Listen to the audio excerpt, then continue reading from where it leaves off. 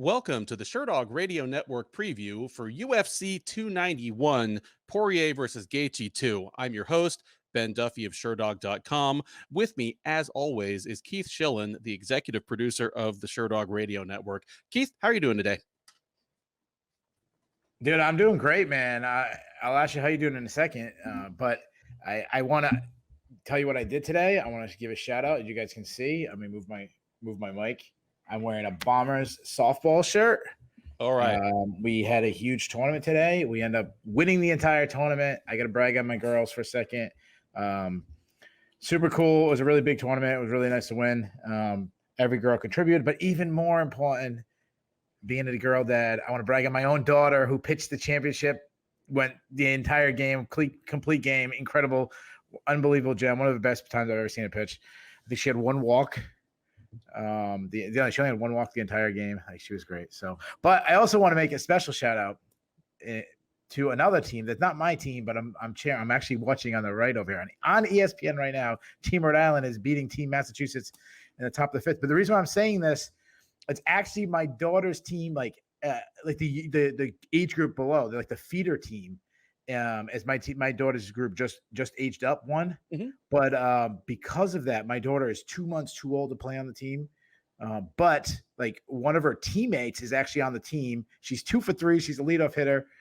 So we're cheering for Natalie Santuri. So we hope we can continue to watch her on ESPN. But also, my daughter, she's competed against pretty much every girl on the team, so we know all of them. So cheering for them. I actually coached my daughter's rec and fall teams, and 3 of the girls were on the team. But my favorite thing is one of the girls who's pitching.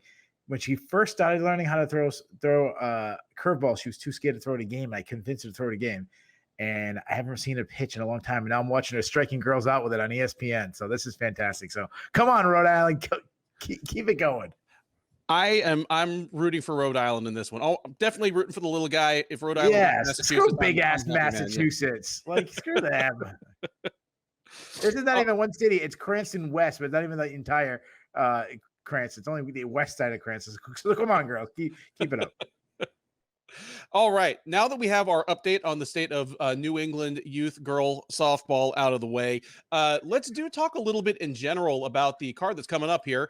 This, of course, is a slightly unusual one by the standards of the UFC, as there's not a traditional divisional title on the line. Instead, longtime top-level lightweight contenders, Poirier and Gaethje, are rematching here, and at stake is the UFC's, made-up BMF title, the one that was kind of wished into existence a couple of years ago by Jorge Masvidal and Nate Diaz, and sat in mothballs for a little while, but the UFC dusted it off here, and the two of them are going to meet in the Delta Center in Salt Lake City on Saturday.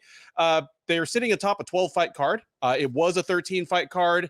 This card, within the last, week to 10 days, lost Paulo Costa versus Ikram Aliskerov, as Costa was drafted into a matchup with Khamzat Chimaev later this summer.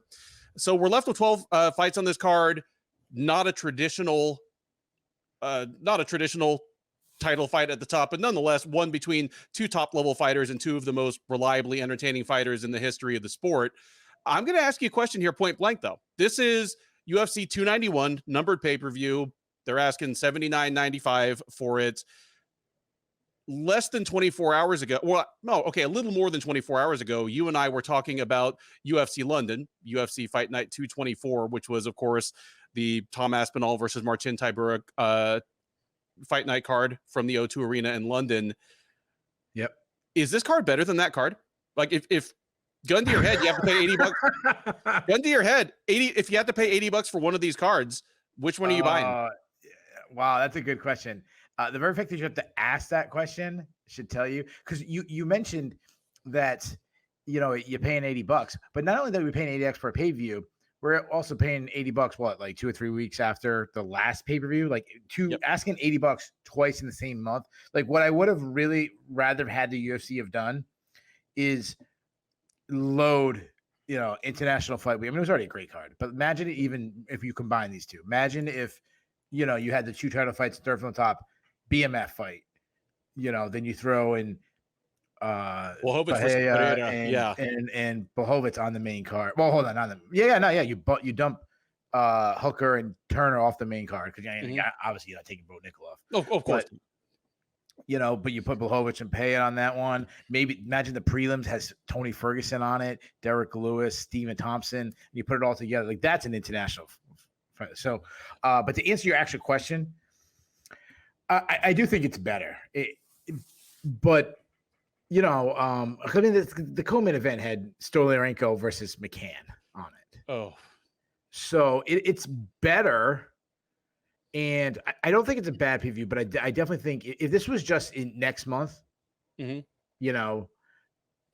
a solid preview. But you're asking a lot for you guys. But the top two fights are so incredible. The BMFs, whether you like the BMF, don't like the BMF gimmick. One thing I'll say about this, to me, this seems a little bit more real than the Jorge Masvidal, Nate Diaz one, because to me, like, acted I'm street, I'll fight in the streets, I'll fight in the backyard. That doesn't make you a bad motherfucker to me. No, listen, don't get me wrong. Nate Diaz and Jorge Masvidal are bad motherfuckers. But in comparison in the MMA world, I mean, who gets more respect for their legendary fights, their blood and guts, their willingness to put on a show than these two guys? Is there anybody else in that category? Like, there's people that we respect, but to me, it's like a pyramid. It's not even the club; it's the pyramid. And these two guys are on the top. These two guys are on the top. They're on the shortest of short lists of most accomplished fighters never to win an undisputed title. Just considering whom they fought and how they've done, especially Poirier, just because he's been in the UFC, and then before that, the WEC so much longer. Let me ask you a question. Let me ask you a question. Put you on the spot. If one of these guys ever do win a title, an undisputed, which one would it be? Who's more likely? Honestly, Gaethje. I think you might be right. And I think it's probably the outside possibility for either of them, just considering who's at the top and how old he is compared to them. That's what I was thinking. But okay, let's just say Islam Makhachev. If either of these guys beats Islam Makhachev, it is probably with just a one-punch KO out of nowhere. And if one of these guys is going to do that, it's probably more likely Gaethje to me. Yeah, I agree. But that's dude, I'm so pumped for that fight now. I think I want to skip through all the ones. Let's do it. Let's not from the bottom. Let's not from the top. Let's yeah.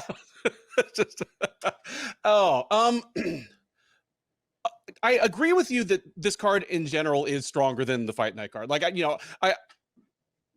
I don't think we get too much flack for being the type of guys that are always shitting on what the UFC puts out, because when the UFC puts out something great, we're waving the flag. We don't work for Bloody Elbow. Well, we don't work for Bloody Elbow, and we don't work for the UFC or any of the sites that really just are out there polishing the knob. We try to, I think, be as honest and measured as we possibly can. But one thing that I will say that makes this card superior is when you look at the average Fight Night card, whether it's a good one or a bad one, one of the trademarks is the prelims and sometimes even the main card are full of contender series fighters that are still trying to prove they even belong in the UFC. That's not the case here. Here, to me, the interesting vibe about this card is it is full of former contenders that are going to be desperate to prove that they are still important. I mean, just you go all the way down the card. Like, the top two fights obviously have title implications, but Stephen Thompson, Tony Ferguson, Michael Chiesa, Derrick Lewis, just going all the way down. You've got former long-time top contenders that they've either been gone for a long time, they've lost a bunch of fights, or both. And I mean, Derrick Lewis might lose his fourth fight in a row, and he probably won't be cut because he's Derrick Lewis. No. But he is hanging on to by his fingernails to any semblance of relevance in the division. Yeah, absolutely.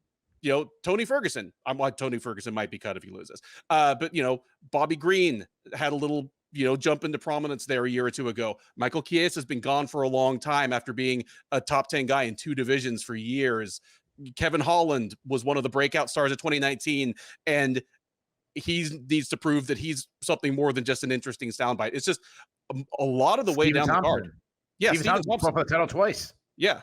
Stephen Thompson's fought for titles A lot twice. of people thought he should have won the title. Yeah. He came about as close as you possibly could. And all of a sudden, he's 40. He's had some losses. He's had some layoffs. And it's on him to prove that he's still more than just kind of an interesting stylistic matchup. Isn't it ironic that Thompson and Holland just recently fought? Thompson won, and Holland's on the main card, higher up the main card than Thompson is. Oh, absolutely. And I know we have another case of that on the. Oh yeah, Matthew Semelsberger beat Jake Matthews, and Matthews is above him on the card. Yeah. Okay. Well, I mean, there's no accounting for that. That's why I'm not doing my job in my place in the order of the fights. Well, come on, get on that, Keith. Shall we jump into these?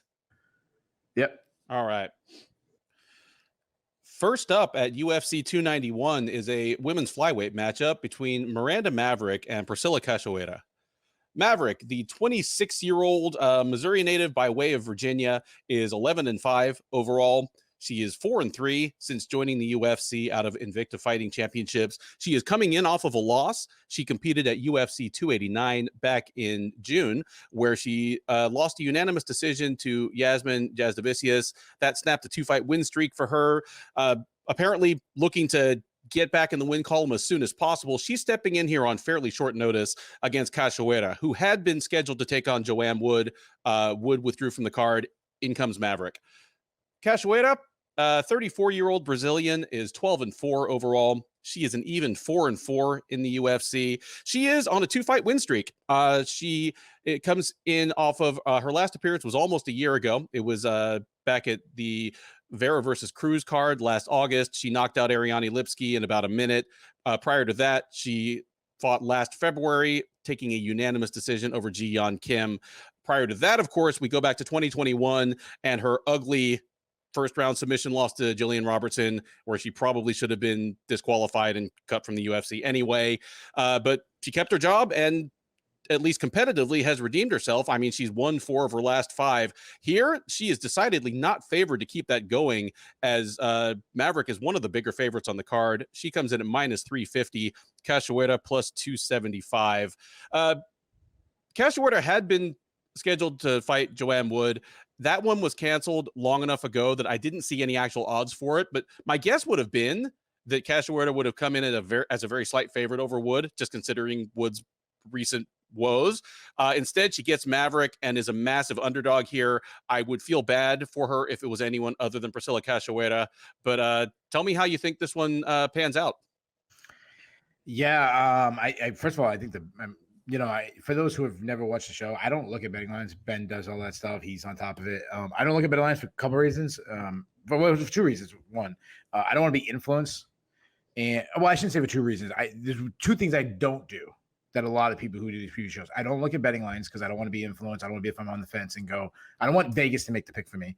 And I also very rarely, sometimes I will, but very rarely will I ever listen to other people's preview shows. I might listen to them afterwards. Mm-hmm. I'm not like a hater of that. I don't want to be influenced by, this guy's pick and that guy's pick. So, plus we usually get ours up pretty early. So, yeah. But that said, I'm surprised the run that Cachoeira is on right now, winning 4 out of 5. Again, not the biggest names, but winning 4 out of 5, and Maverick looking pretty bad in our last fight. I'm surprised the line is that big. Maverick, she's still very young, so she has so much time for improvement. But at this time, she isn't as good as I thought she was going to be. I really thought she was, more of the Erin Blanchfield type, where we're going to be talking about wow, could she be a champion one day? And I don't want to say it's now or never for her, but it kind of feels that way. She just fought recently, so this is a pretty quick turnaround for her. Yeah. She's very athletic. She's a southpaw karate style.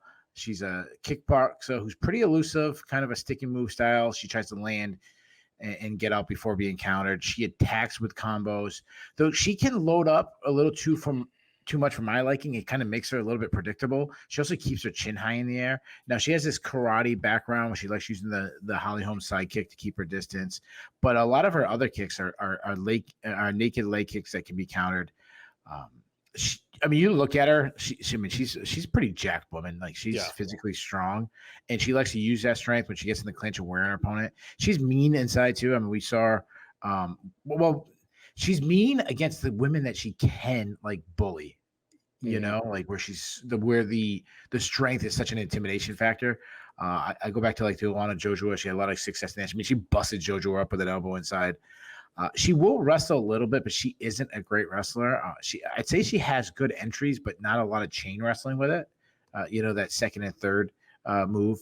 But I like her top game. If she's on top, she has like a Dagestani handcuff style. She stresses position and damage before like going for submission. You go back to like the Jillian Roberts fight. That was probably the best I've seen her winning exchanges, grappling exchange against a known grappler.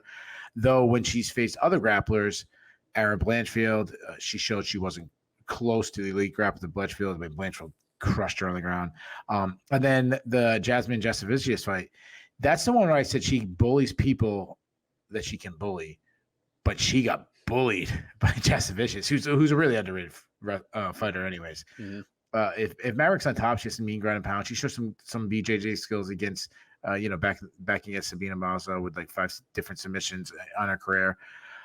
Though she will like chase a position to look for submission. The big thing that I was surprised about her, and I know I'm talking a lot about Miranda Maverick, I'm surprised, but is her takedown defense, how poor it was against Jasmine Jasovicius. She struggled to get off the bottom. And going back to the Macy Barber fight, she gassed out a little bit. Cachoeira, I'm going to say everything that we got to say against the Korean Silva fight. That fight was already scheduled. We broke it down and then it didn't happen. So this is just the same notes. She's an aggressive striker. She marches down a foe, but she needs to learn how to cut off the cage because she kind of chases. She's a pocket boxer who she wants to be in a violent brawl. She throws hard, wild shots, winging shots. She tends to duck and throw, but she has recently showed that she has some power. I mean, she blasted Shayna Dobson, Gina Mazzani, Ariana Lipsky. I mean, that's not the best fighters, but it's starting to become the norm for her to get knockouts. Despite this power, though, she has bad technique. She has bad defense skills. She drops her hands, which leaves her open to counters. She also leaves her hand wide, like she kind of keeps them more out. She keeps her chin high in the air, ready to be countered. She will occasionally go for takedown, but I wouldn't call her a wrestler. If she's on top, she's a topside grappler, though she was absolutely smoked by Jillian Robinson. She's tough, though. Like, go back all the way to the Valentina Shevchenko fight. She says that she can take a beating. I did mention that Maverick beat Jillian Robinson and Jillian Robinson beat Cachoeira. We all know that MMA math doesn't work, but also we know, just don't go by. Sorry, I'm really distracted by myself. They're like a big rally going on, and I know the girl hit.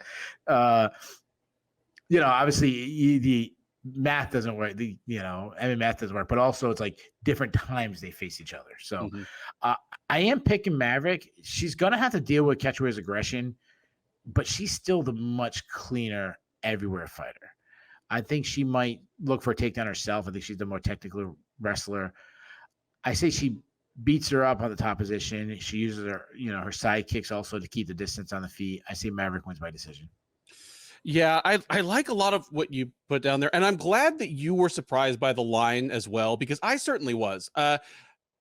This feels like a fight where Maverick is ripe to get upset, and there's a couple of reasons for that. One is that she's fighting just 6 or 7 weeks after she just fought a pretty grueling fight. Like, she didn't take a whole lot of damage in the sense of getting cut or busted up or anything, but it was, 3 rounds of hard wrestling against a bigger woman.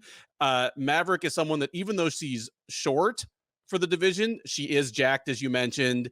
I'm interested to see what it looks like when she has to cut weight again. She's someone that has her gas tank has betrayed her in the past. This feels like the kind of fight where Maverick could win the first round, gas out, and lose the third, and it comes down to a split decision based on what the judges see in the second round. I could totally see that happening here. And Cachoeira, as miserable as I think it is that she's still in the UFC after like those horrible completely blatant eye gouges against Robertson. She has overperformed. I mentioned that she's won 4 of her last 5. She's won 3 of her last 4, and in all 4 of those fights, she was the underdog coming in. In the Mazany fight, Robertson, Ji-Yeon Kim, Ariane Lipsky, she was the underdog in all 4 of those fights, and she's 3-1 in those fights. She wasn't, plus 275 in any of them, but she's someone who's been consistently overperforming. You mentioned the good things about her as well as the bad ones. I mean, she feels to me like a shoot-a-box throwback, like not even Vanderlei, like kind of mediocre shoot-up. She feels like a female like Cyborg Santos, like, not as athletic, not as powerful, just gets by on the wild aggression, super porous on defense. That's what Cachoeira feels like. And you know what? That shouldn't be a recipe for success in 2023, because Cyborg Santos was never all that great, even in like 2007. But in the UFC women's flyweight division, it's enough to have you on a streak of winning 4 out of 5. I shouldn't chicken out here. I should, go out on the limb and pick Cachoeira to just pick up the opportunistic big upset here. But Maverick is a better, more skilled, more athletic fighter. Even if she isn't 100%, thanks to the turnaround, I expect her to win 2 rounds out of 3 here. If Maverick starts to look gassed early in the second round, we might have a whole different fight on our hands. But give me Maverick to do enough to kind of probably keep this on the feet, unless she goes for opportunistic takedowns, win 2 rounds out of 3, and get back in the win column. Yeah, I just want to say something real quick before we go to the next fight, just in case we have newer listeners who might not remember Cyborg Santos. Ben said the female version of Cyborg Santos. That wasn't a diss on Cyborg Justina. No. Chris Cyborg, there was actually a male, and they were married to each other. That's they were married. Like, yeah, she took his nickname and kept it. Yeah, and she owns it now, because we have to even tell people who her husband was. Yeah, I don't want people to think we were doing like a Dana White joke type thing. No, dude, he opened up a gym down here in Houston. Like, he opened up a shoot-a-box Team Cyborg down here. So I saw him at local shows in like 2017, 2018, all the time. Just full on, still got the dent in his forehead from Michael Venom Page. Yeah. Nicest guy. English is a struggle for him. I mean, for all I know. So funny. Yeah. For all I know, his English was great before Page lanced him with that knee. Oh, man. Up next on the UFC 291 prelims, we have a welterweight matchup between Matthew Semelsberger and Uros Medic. Semelsberger, the 30-year-old Maryland native, is 11-5 overall. He is 5-3 in the UFC. He did lose his last time out, dropped a split decision to Jeremiah Wells at the Pavlovich versus Blades fight night back in April. Prior to that, he fought last December, winning a unanimous decision over Jake Matthews, who appears a little further up this card. So he's looking to get back in the win column. He was scheduled to take on Johan Lainez, but Lainez withdrew, I believe, due to injury, and in steps Medic. The 30-year-old Serbian by way of Alaska, now by way of Los Angeles, is 8-1 overall. He is 2-1 since joining the UFC out of the 4th season of Dana White's Contender Series. He appeared most recently back in May at UFC Fight Night Holm versus Vieira, where he knocked out Omar Morales late in the second round. So he steps in on short notice here, steps in up a weight class, which, if you've ever seen the guy, might be the best weight class for him anyway, as he was an absolutely massive lightweight. And Medic is the slight to moderate underdog here. Semelsberger is out there around -180 as the favorite. Medic coming back around +150. Keith, we have previewed all 3 of Uros Medic's UFC fights together. This is now his 4th. He has moved from Anchorage BJJ to King's MMA.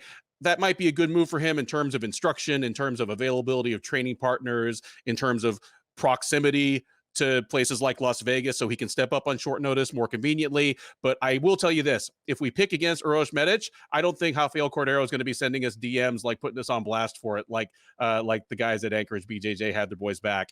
Nah, in fairness, the guy, he was cool. The best was, I forget what the fight was, but I picked him to win, and you picked him to lose, and the guy was messing like, and I'm like, yeah, I picked him to win, and he was getting all mad. I'm like, no, I picked him to win.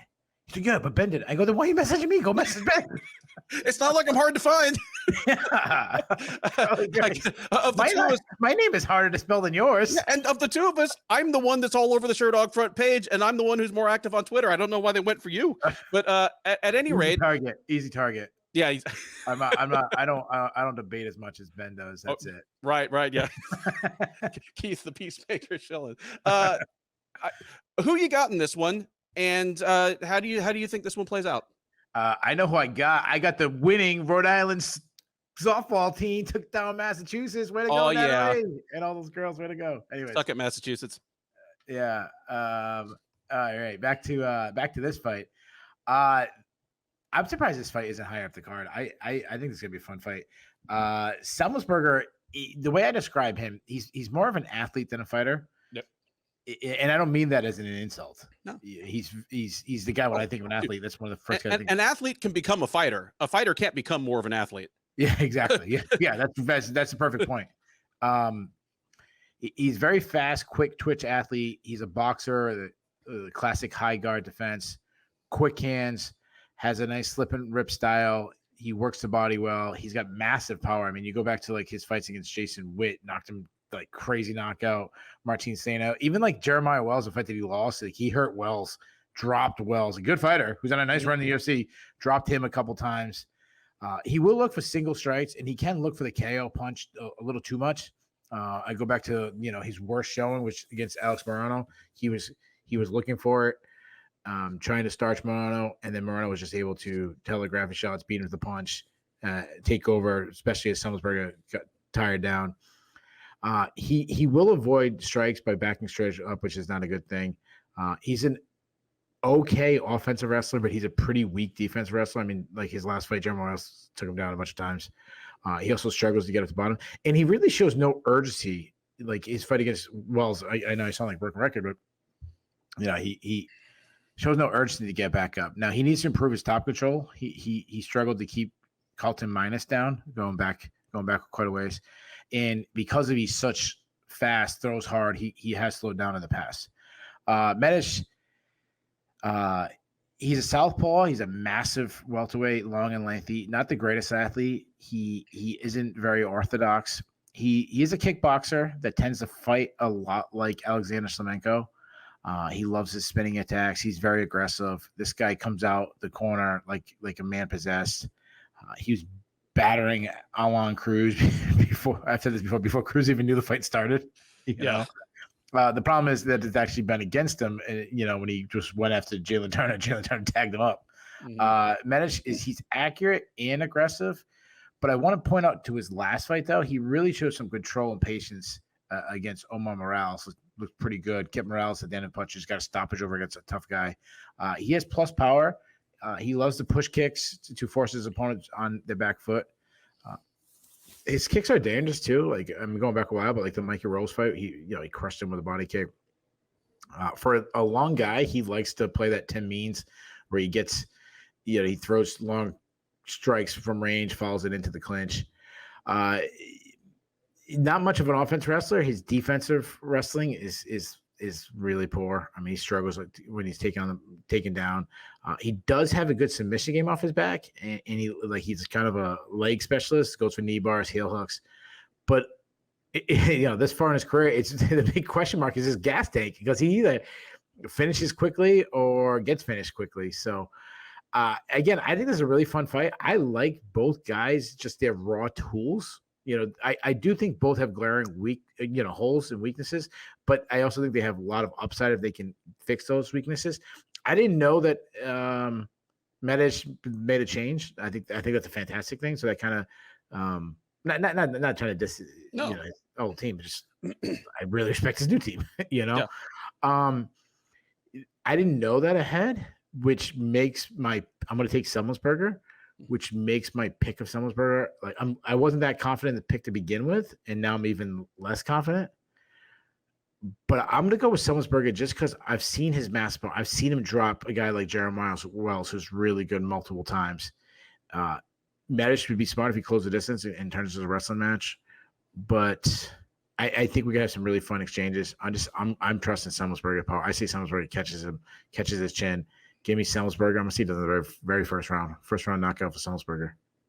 All right. I like a lot of what you put out there.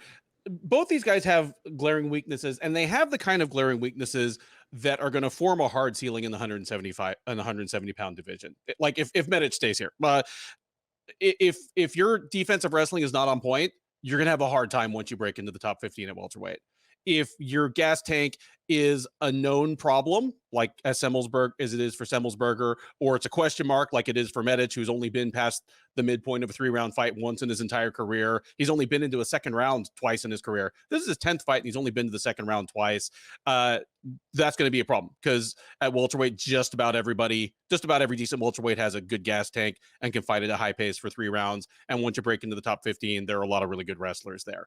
Having said that, these are both guys that, I mean, Semelsberger is 30, but he has still a bit of a prospect feel to me. It feels like his game is still kind of coming together. And Medic, as well, he's 30, but he's only going into his 10th fight here, considering that he only has about 18 minutes of total cage time in his career. He doesn't have that much tread off the tires. He's not exactly Robbie Lawler out there at age 30.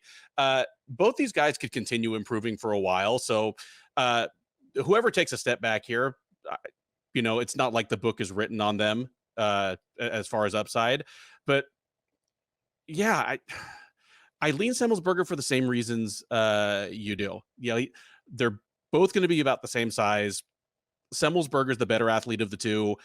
He's the one who's more proven late into fights, and he's the one who had been training for a fight this weekend for the last few months, whereas Medic is the one stepping up on shorter notice. So give me Semelsberger to win a decision here, and I could see Medic definitely having him in trouble, especially if Medic gets him down anytime in the first 2 rounds. I could see him like having Semelsberger in some trouble, where Semelsberger is just too willing to play off his back, and Medic is winning rounds and maybe even doing damage and putting him in peril from top position.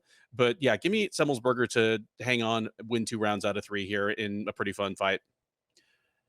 We head now to the men's flyweight division and a matchup between CJ Vergara and Vinicius Salvador. Vergara, the 32-year-old San Antonio native, is 11-4-1 overall. He is an even 2-2 since joining the UFC out of the 5th season of Dana White's Contender Series and as a former champ in Fury FC. He is coming in off a win. He knocked out Daniel Da Silva late in the second round at UFC on ESPN Vera versus Sandhagen back in March. Prior to that, he got run over by Tatsuro Taira last October at the Grasso versus Araujo fight night. So he's looking to make it 2 in a row here against Salvador.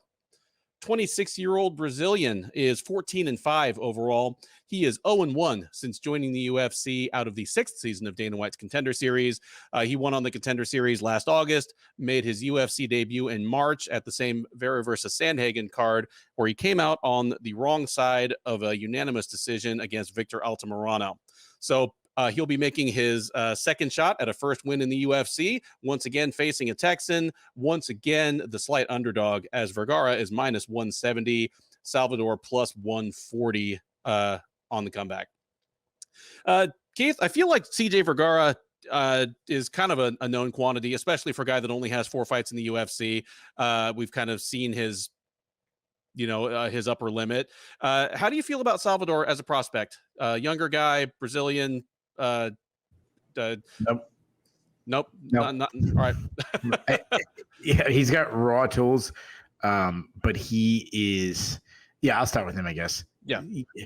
So he's a southpaw, and he's a massive featherweight. Like, he's huge. I'm sorry. Flyweight. Featherweight, right? Yeah. Flyweight. Sorry, yeah. Flyweight. Yeah. He's a strong athlete. He moves well. He's explosive, but he is the wildest fighter on the entire roster. He drops his hands and just throws power shots. Everything, just loads up, wings everything. He's so unorthodox, and it's not that he just throws wild hooks. It's not looping. It's like the ugliest punch I've ever seen. It almost looks like he's like trying to draw a circle, and he's or like his punches are like a hula. You know what it looks like? Do you know Karate Kid 2, where they're like the big throw both punches at the same time? Yeah, like the little drum thing, the tuk tuk tuk tuk tuk tuk. Yeah, like somehow that was some magic Like, but they like the karate ending the Karate Kid 1 was so dope with the like, whatever that crane kick tech, thing. yeah. But they couldn't think of anything, so they're like, oh, what if we just throw a punch? Like, I remember being, I don't know, 6 years old and still even thinking that was lame. Like loving the movie, and then I'm like, yeah, but the ending was so lame. As I went back to like watching He-Man. Like the dude never throws anything straight, never jabs, all hooks, never even goes like other power shit. Never throws an uppercut. He telegraphs everything. I will say, because it's so weird, he does wrap his punches around his opponent's guard pretty well. If you can't, you kind of slip or duck with him. You don't want to like turtle. And I also like that he will throw the wild hook that'll go to the body. That he has power. I mean, he crushes it. I mean, he's a flyweight with 13 knockouts. Go back to like the Shannon Ross fight. He dropped him twice before knocking him out. I mean, he really drops everybody. He does these stupid capoeira style kicks that really don't work for him. He'll throw some stepping knees. He'll throw a flying knee. But striking defense just doesn't exist. He stands in front of himself throwing wild shots and just leaves himself open. He also does this Anderson Silva back against the fence and try to dodge punches. And last time I previewed him, I mentioned that, and I said this, and I'm gonna say it again. He is an Anderson Silva. There's a reason why not many people do that, because not many people are, I don't know, top 5 greatest fighters ever, greatest middleweight, whatever you want to rank Anderson Silva. He will work in the clinch. Though he doesn't wrestle much, he has a weak takedown defense. He struggles to get off the bottom, and he slowed down the fights because all he's doing is throwing big, huge, wild haymakers. Now, CJ Vergara, he's a pressure fighter that tends to fight at both stances. He has pretty good output. I would say he's a minus athlete, but he makes up for it just by being like a really tough guy. He marches forwards, he gets to the pocket, and he unloads shots. He also telegraphs his shots. He throws hard kicks. I like that. He can battle in the clinch a little bit. He should have great clinch striking by dropping Bruno Correa with a knee in the body back in the day. Due to aggressive style, he does eat a lot of punches, and he's been rocked a lot. And like even low-level guys like Jacob Silva, hurt him. He was hurt by Daniel Lacerda in his last fight, but he recovered that, which was impressive. Now, he's not a very good offensive wrestler. He hardly ever wrestles, and he isn't a sub threat at all. Like I don't think he has a submission win in his career. He also has weak defense, like takedown defense. He was quickly subbed by Tetsuya Taira, which I mean that's all right. But I think his biggest strength is his cardio and his heart. I mean, he won't stop coming. I mean, we saw that in his last fight, his ability to recover. I'm sorry. No. I almost want to make 2 predictions for this fight. Like if the fight ends in the first round, okay, Salvador caught him with one of those hula hoop punches and knocked him out. If Vergara can weather an early storm, I think he can kind of start taking over with the volume, pressure. I don't trust Vergara's chin, so I kind of want to take Salvador, but I absolutely can't believe it's Salvador's win due to that style. I like that he goes to the body. I hope he learns from his last fight to clean things up, and if he does, again, he's at the age. That's the thing when we talk about power. He's not even at his peak power years yet. Yeah. But if he can clean up his technique, he can win. But I'm gonna take a wait and see approach. I'm gonna go with Vergara. I'm gonna say it's gonna be a really close fight, but I'm gonna say Salvador slows down and gas a little bit, and Vergara picks up the pace. I think he gets hurt a couple times, but he weathers storms, maybe lands some hard shots himself. I'll see if Vergara wins by split decision with zero confidence in my book. That said, I'm not that high on either guy, but the fight is going to be bonkers. It's going to be great. So don't miss that. Yeah. I feel all of that.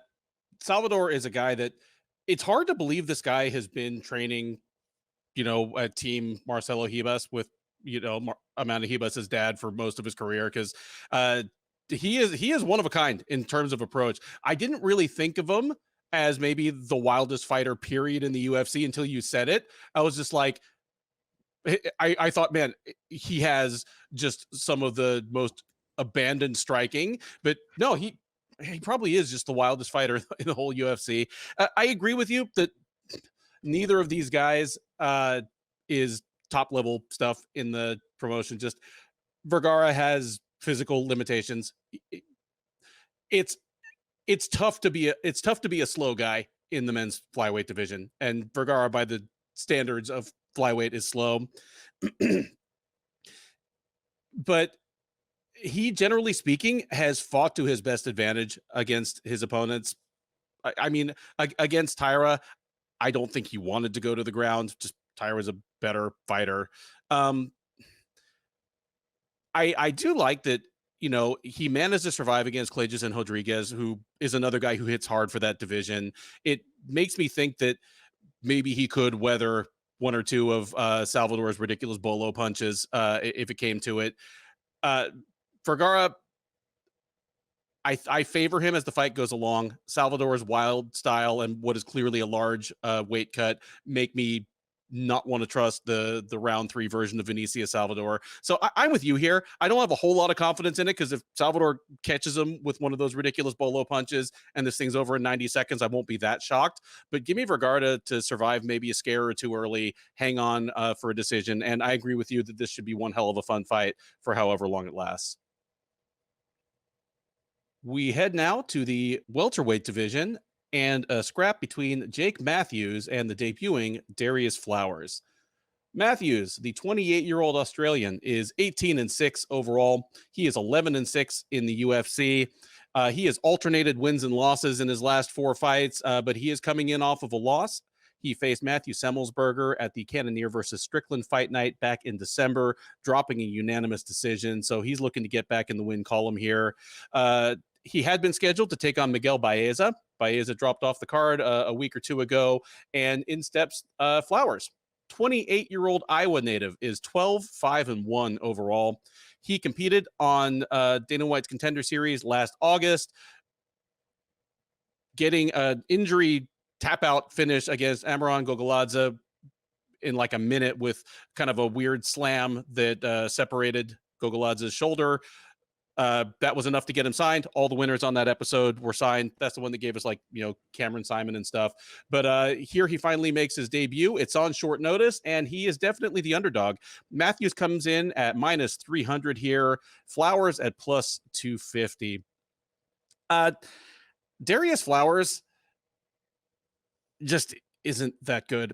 I mean, looking back at his footage in LFA, King of the Cage, he's had middling results against middling fighters in a couple of weight class. I mean, this guy has losses to Bobby Velker and Joe Vetipo on just their absolute last legs. Both of those, I believe, were up at 185 pounds.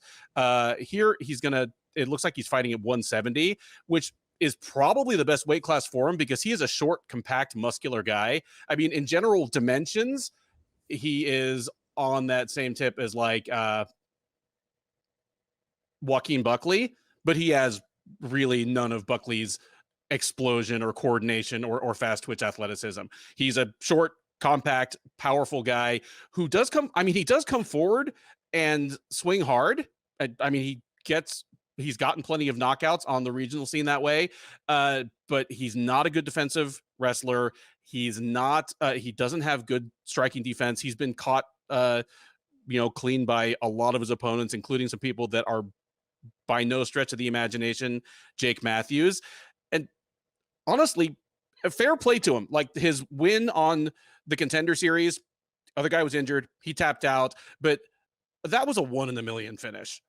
And Gogoladze wasn't that great a fighter either. He just got this weird slam that was almost like it started out as a pile driver, like they landed in north-south position, but Gogoladze's arm came out of the socket and the thing was over before we could learn anything about either guy, really.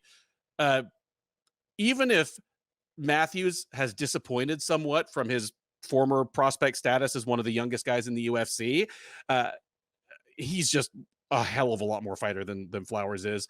The problem with Matthews is, I mean, he's still just 28 years old, so I don't want to be premature in calling him, he is what he is. He's just another guy. But this is a guy that was calling out Sage Northcutt when they were the two youngest fighters in the UFC. And Matthews is still the same fighter he was then. He is an above average athlete who's pretty strong for 170. He's a good wrestler and good topside grappler who has good power in his punches, but his striking game hasn't grown that much more sophisticated over the last few years.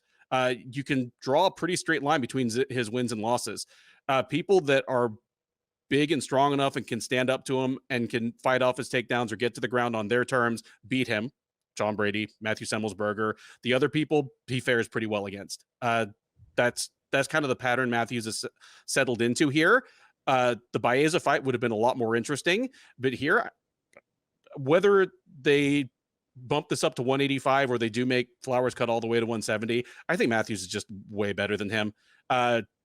Flowers would have to get a takedown, which seems unlikely, or you'd have to catch Matthews, a taller, faster guy with better reach and probably better striking fundamentals. He'd have to clock him with something big.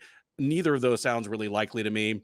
On top of everything else, Matthews is the one who's been training for this fight for months, whereas Flowers is stepping in on short notice. So as the fight goes along, I would expect Matthews to be the one that starts rolling downhill. So I think this is probably a wipeout. I wouldn't be surprised if Matthews comes in a little cautious because he doesn't want to be the guy that just got lamped by a late notice opponent. But even if Matthews takes it easy to the point where he loses the first round, I think he's going to overwhelm Flowers eventually. He'll be hitting him harder on the feet. He can take Flowers down, I think, and I don't know if Flowers can take him down. So give me Matthews to get a third round TKO here out of just accumulated damage and wearing down on an inferior fighter. Yeah.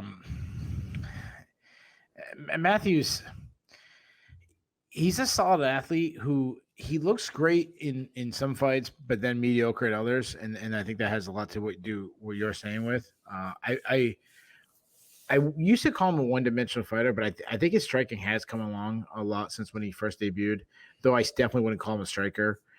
He tends to counter strike. He likes to slip and rip. His counter right hand is his best strike.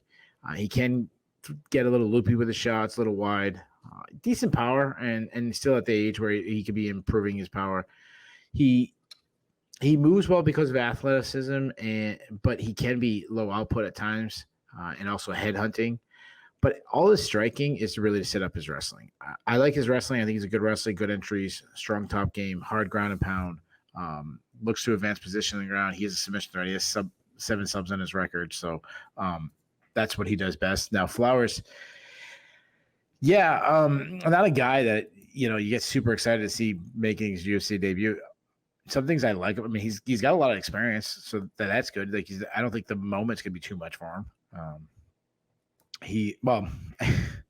I think the level will be too much for him. I don't know if it's the nerves will be too much for him. He's not a great athlete. He tends to be flat-footed. He drops his hands. But I'll say this is the one thing you mentioned it, like the way Matthews loses is he gets lamped. This dude hits hard. Like I'll give him that. Like he's a brawler. He wants to get in his opponent's face and he wants to land power shots. He also throws a lot of kicks. He will look for a takedown, but he's not a wrestler. But he's very strong. So if he gets a takedown, he just overpowers guys by like grabbing a leg and sending them.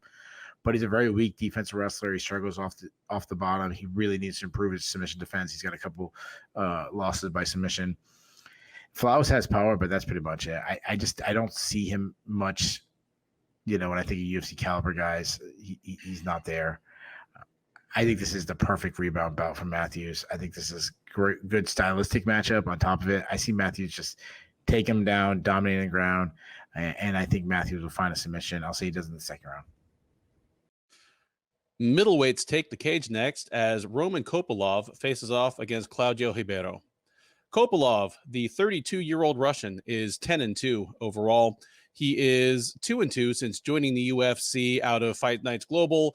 He lost his first 2 fights in the UFC, and since then has won 2 straight. He's coming in off of back-to-back wins over Alessio Di Chirico and Puna Soriano. The most recent of those, the Soriano fight, was a second-round TKO at the Strickland versus Imavov fight night in January. So he's looking to make it 3 in a row, securing not only his continued spot on the roster, but maybe, starting to make himself a force to be reckoned with in the division. And opposing him in that endeavor will be Ribeiro. 31-year-old Brazilian is 11-3 overall. He is 1-1 since joining the UFC out of the 2022 season of Dana White's Contender Series.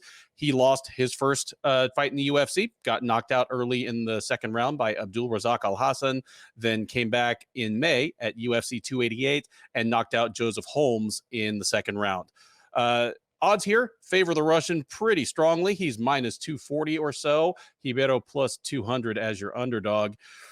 Keith, for as much as he made jokes that the MMA fan base kind of picked up about being Ben Askren's illegitimate son, more than anything, Chase Hooper looks like Roman Kopilov's little brother. Yeah. Does Kopylov have anything in the bag other than photo memes to be made? Pictures of him and him. That's funny. Yeah, I mean, Kopylov, he's a southpaw who's really big for the weight class. He's a good athlete. I love his movement and his understanding of range. Very good at getting in and landing and getting out. Go back to his last fight. He looked really sharp in that fight. Fast hands, crisp jab, follow-up pistons coming on the pipe, mean body kicks. Threw a lot of them. He stopped Puto Soriano with body kicks. You know, the Carl Robertson fight has always been like one that kind of makes me like lower my expectations of Kopylov, like not as high on him because, you know, that's just a bad loss. I mean, Carl Robertson had a lot of success kicking him, you know, the feet. He also, you know, subbed him, which is not a good look. And it was in Russia. It was in Russia. Yeah. That's a very good point. But Kopylov, he's underrated wrestler, which is surprising. You know, someone from that area to call him underrated, but he can wrestle. Though he doesn't look for it often. He's got nice entries. He isn't a submission threat, and he's hard to get down. But again, Carl Robertson subbed him. But I'm starting to think that was an outlier. The other concern I have is despite having a third round stoppage against Alessio Di Chirico, he was kind of slowing down in that fight, a fight that he was winning fairly easily. Ribeiro, he's not the best athlete. He's tend to be flat footed, but he's a good counter striker, and he counter strikes lead to power shots. He likes to brawl. His straight right is a good punch. His check left hook is also a good one, though he tends to throw a lot of looping shots. He also loads up, which makes it easier, you know, to counter and to see it coming. Though I think he's best when he's the one pressing the action instead of countering. He hits hard. He's got 11 knockouts. I think 8 of them in the first round. He also has the power to land while backing up, which is a rare thing. He has a lot of defensive holds, though. He keeps his chin high in the air. He pulls his head straight back. He drops his hands. He's been hurt a lot. Or I shouldn't say hurt. He's been cracked a lot, buckled. But I'll give him credit. He keeps coming. Other than the Al Hassan fight when Al Hassan smashed him. But he's got mean calf kicks, though he tends to throw some naked kicks. He hardly ever wrestles, but to his credit, he wrestled a lot against Joseph Holmes. And he's looked like he's been improving his ground game.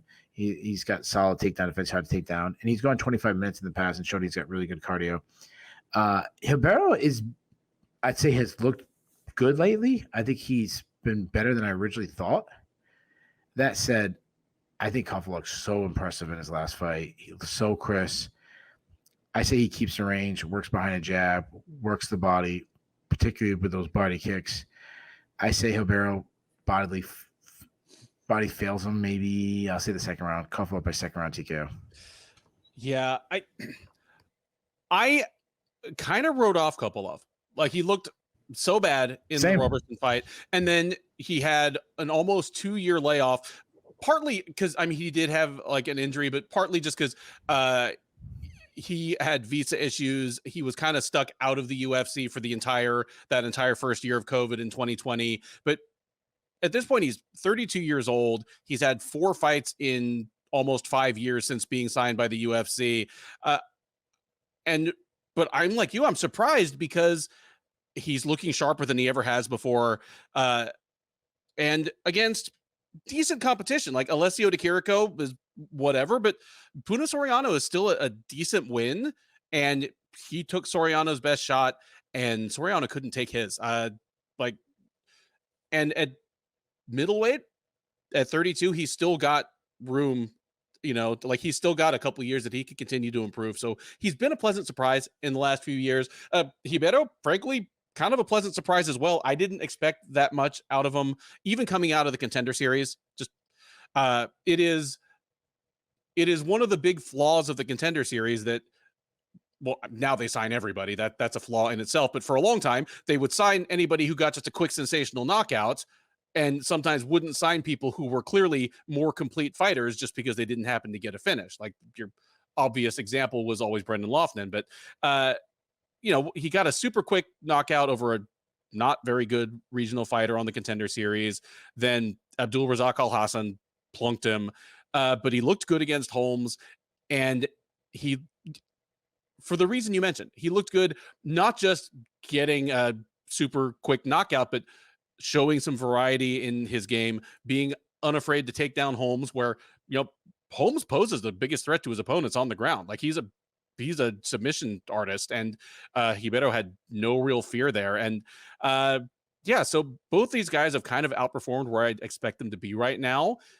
Either one of them is still a couple wins away from even being within a whisper of the rankings. But if either of these guys is ranked 2 years from now, I think it's definitely Kopylov.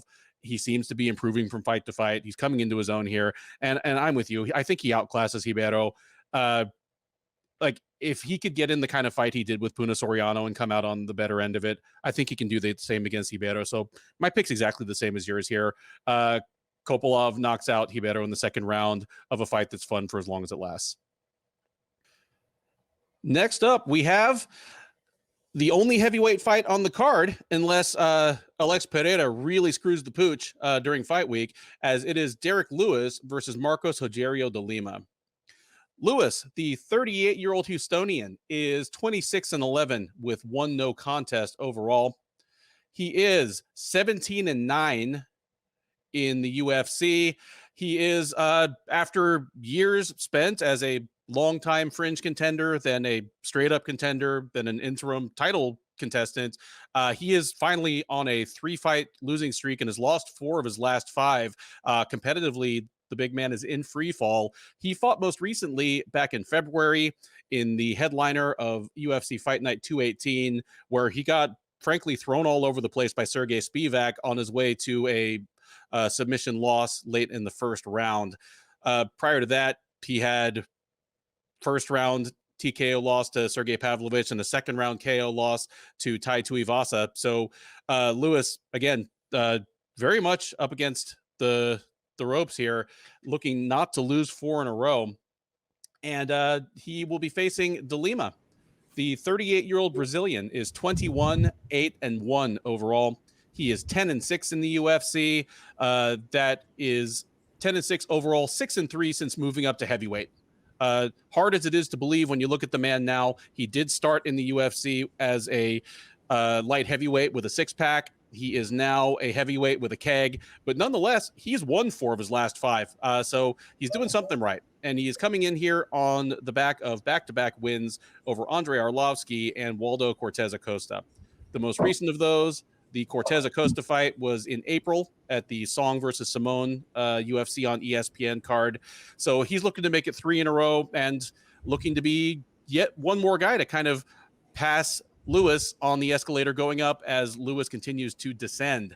And he is favored to do so. De Lima -170, Lewis +140. I believe that is the first time Lewis has been an underdog to an unranked fighter in approximately a million years. So Derrick Lewis is a busy fighter on top of everything else. Like you and I think have previewed 6 or 7 Derrick Lewis fights. Yeah. And for the first 4 or 5 of them, my notes didn't change. Win or lose, Lewis was Lewis, and there weren't a whole lot of surprises. I've had to revise my notes recently, obviously, because all of a sudden, it's not just that he's lost 3 fights in a row. He is losing the kind of fights that he used to win.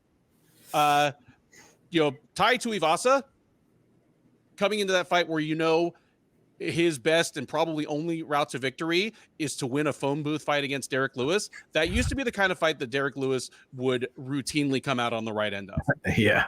against, I mean, Pavlovich is just a better fighter than Lewis, maybe a better fighter than Lewis at any time in their respective careers, but especially as he was maybe the hottest up and comer in the UFC last summer and Lewis was already falling apart. But then against Spivak, again, if you're a guy that's 20 pounds smaller than Lewis and your only hope of winning is to take him down and hold him down for 3 rounds, that was a kind of guy that Lewis routinely would just, send to the astral plane. And instead, Spivak threw him all over the place. I mean, we're talking like belly to back suplex, mat returns. And my biggest problem is that Lewis looked broken by the end of that fight. Lewis looked like he did not want to be there anymore. And that had really not been the case, even in his losses for the bulk of his career. I mean, he could be knocked out, he could be tapped out, but against Spivak, he just looked like, I don't have any other ideas. I don't want to be here. Get me out of here. That's concerning because otherwise, at 38, Lewis arguably near his prime by heavyweight standards, but if he's checked out on top of, probably the erosion of his reflexes, which have always been underrated, and his chin, which was for a long time one of the greatest we've ever seen, then he's going to be fair game for a lot of people in the heavyweight division. Having said that, De Lima is a good test of whether Derrick Lewis needs to be fighting at all anymore, because he is a dangerous fighter, but he is a limited enough fighter that if Lewis is any semblance of what he was 3 or 4 years ago, and if he has any interest in continuing to be competitive, he's the kind of guy that Lewis should be able to handle. De Lima is a massive heavyweight. He hits very hard. If we get a good version of Lewis, then I think his biggest problem against De Lima is that De Lima has great leg kicks and Lewis has never been real good about respecting or checking them. Lewis would much rather try to deal with leg kicks by countering them with punches and just making people scared to throw them anymore than actually checking the leg kicks. So if De Lima just starts sawing away at Lewis's legs, kind of like Ciryl Gane did, like Gane used leg kicks and just really made Lewis afraid to enter, hampered his movement, just made his life miserable. If De Lima can do that, Lewis is going to have serious problems. De Lima is a very hard puncher, but again, Lewis has faced very hard punchers over and over again throughout his career. And he's always, until recently, had the thing that I'm probably going to talk about again when we get to talking about Dustin Poirier later on this card, where in the phone booth, when, stuff really starts flying, he's always had really underrated reflexes where he just will roll with a punch just enough that he is shrugging off the worst of what his opponent is throwing, and he's coming back with stuff that they're not rolling off, and they go down and he stays up. Having said that, I don't know what kind of state Lewis is in competitively. I don't have any special insights on that. Like when we talk about Trevin Giles or Alex Morono or Ricky Tercios, I will sometimes have a little idea in the back of my mind of how things are going for them in training. With Lewis, I really don't. Like, he and Bob Perez just are, a very tightly closed unit. I don't know. So it's hard for me to pick Lewis in this fight. He has all the tools to handle someone as limited as De Lima. De Lima is a guy who's not likely to try to exploit Lewis's ground game. And if he does, Lewis could probably sweep him, get on top, and De Lima's going to be toast because De Lima's defensive grappling is still as bad as there is in that division. But it's hard for me to pick that. Give me De Lima here to just kind of wear down and break down and disinterested Lewis. I expect De Lima to throw kicks to the legs that have effect, maybe start mixing in kicks to the body. Once Lewis is hesitating, once Lewis is hurt, maybe De Lima starts getting the better of the exchanges in close quarters as well. And given how things have gone for Lewis once they started going downhill, give me De Lima to get a second round TKO here. Like, it breaks my heart to say it, but one of my just kind of reliably favorite fighters, Houston's most beloved, seems to be on his last legs. And I think Marcos Rogerio de Lima is going to be the one to show just how far he's fallen in the last 2 years. Yeah, imagine going back a couple of years ago and saying that Marcos Rogerio de Lima would be almost a 2-1 favorite against Derrick Lewis. Like, that would have been shocking, but yeah, here we are in 2023. Imagine that you telling me 2 years ago that I'd be picking De Lima to finish Lewis. You know, when I was the guy who was like, dude, Lewis is going to knock Curtis Blades out. Yeah, no, I know. Yeah, so I've left some things in my notes of Lewis. You know, he's huge. I was always worried about his athleticism declining, but I'm assuming he's still pretty athletic. You know, he can throw a high kick. You know, he'll throw a flying knee. But it's becoming more rare. We've had issues with him being gun shy in the past. Is that going to be the case now? But he kind of does that. He'll lull you and then he explodes for something. So he's the biggest cracker in the history of the UFC. Like, he's got more knockouts than anybody. He's that guy. I've always said that he was more accurate than he gets credit for. Though he doesn't have to be. He is the guy that he just has to touch you, graze you, and he's going to put you out. He lands a knockout blow pretty well because he measures really well. I mean, that's how he was able to catch Curtis Blades. You just mentioned Curtis Blades. That's how he was able to catch Curtis Blades coming in. He's always had a better gas tank than he gets credit for, because you just see this like big, massive guy who, you know, jokes about like, I don't run and this stuff, but he's always been able to go deep into fights, and you know, he's got countless stoppages late in fights. I mean, you think about it. Yep. Look at I always think about the Volkov fight. He is now the UFC's all-time leader in knockouts, but for years before he was the UFC's all-time leader in knockouts, he was the UFC's all-time leader in knockouts in the third round or later. Oh yeah, okay. Yeah. And then even like once the fights, you know, thing like Illa TV, like that was a grueling battle, and he won it with his cardio. Now, he's a terrible defensive wrestler, but he's always pretty good to explode to his feet. Some of that has to be just being tall, but that has been struggling, you know, recently, when you mentioned that he was getting slammed around by Sergey Spivak, couldn't get up. Now, if he's on top, we've talked about some of the scariest ground and pound. And he used to have a rock hard chin, but he's been knocked out several times recently. Tai Tuivasa. I mean, the Sergey Pavlovich, he's knocking everybody out. But yeah, you know, Tuivasa, I agree. You take a prime Tuivasa versus a prime Derrick Lewis. I just see Derrick Lewis like high kick him in the head. He's just a better version of the same fighter in the respective primes. Yeah, cleaner. Like you don't think he's Derrick Lewis technical? He's actually pretty technical. Marcos Rogerio de Lima, he's also a very huge guy, and he likes to brawl it on the feet. He hits hard. I mean, he has serious power. I mean, go back to like the Ben Rothwell. He knocked him out. He's got some mean leg kicks.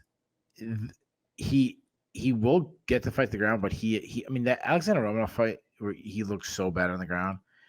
I mean, we talked about he got fat guy choked, but he did sub Andre Arlovski pretty quickly. And I don't think he showed some cardio against Ivanov, though his last fight, despite winning, like, I can't think of Cortez Acosta. Cortez Acosta, like that's like you should be getting a stoppage in that fight. But that's why I'm on the fence. And it really, so we view this fight the same way. Like, it comes down to, what does Derrick Lewis have left? I think he's shot.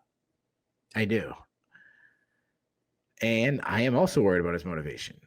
He wasn't motivated when he was winning, you know, like he's like a guy who's been top 5 ranked so long that like hardly ever talk about being a champion and stuff like that, you know? So, but I also keep asking my question, like, could a shot Derrick Lewis still win? I think, to me, that I think both could be true. Like, I think Derrick Lewis could be shot, and a shot Derrick Lewis could still be better than De Lima. So I want to take Derrick Lewis. I want to take Derrick Lewis for a couple of reasons. Like, one, my conscience is saying, like, come on, like, you really got to bet on or predict De Lima. But also, it's like, just like taking Derrick Lewis, like, he's a fun guy. Yeah. You know? Like if he wins, they're going to hand him a mic. Yeah. Like, yeah, get a mic. He's in Utah.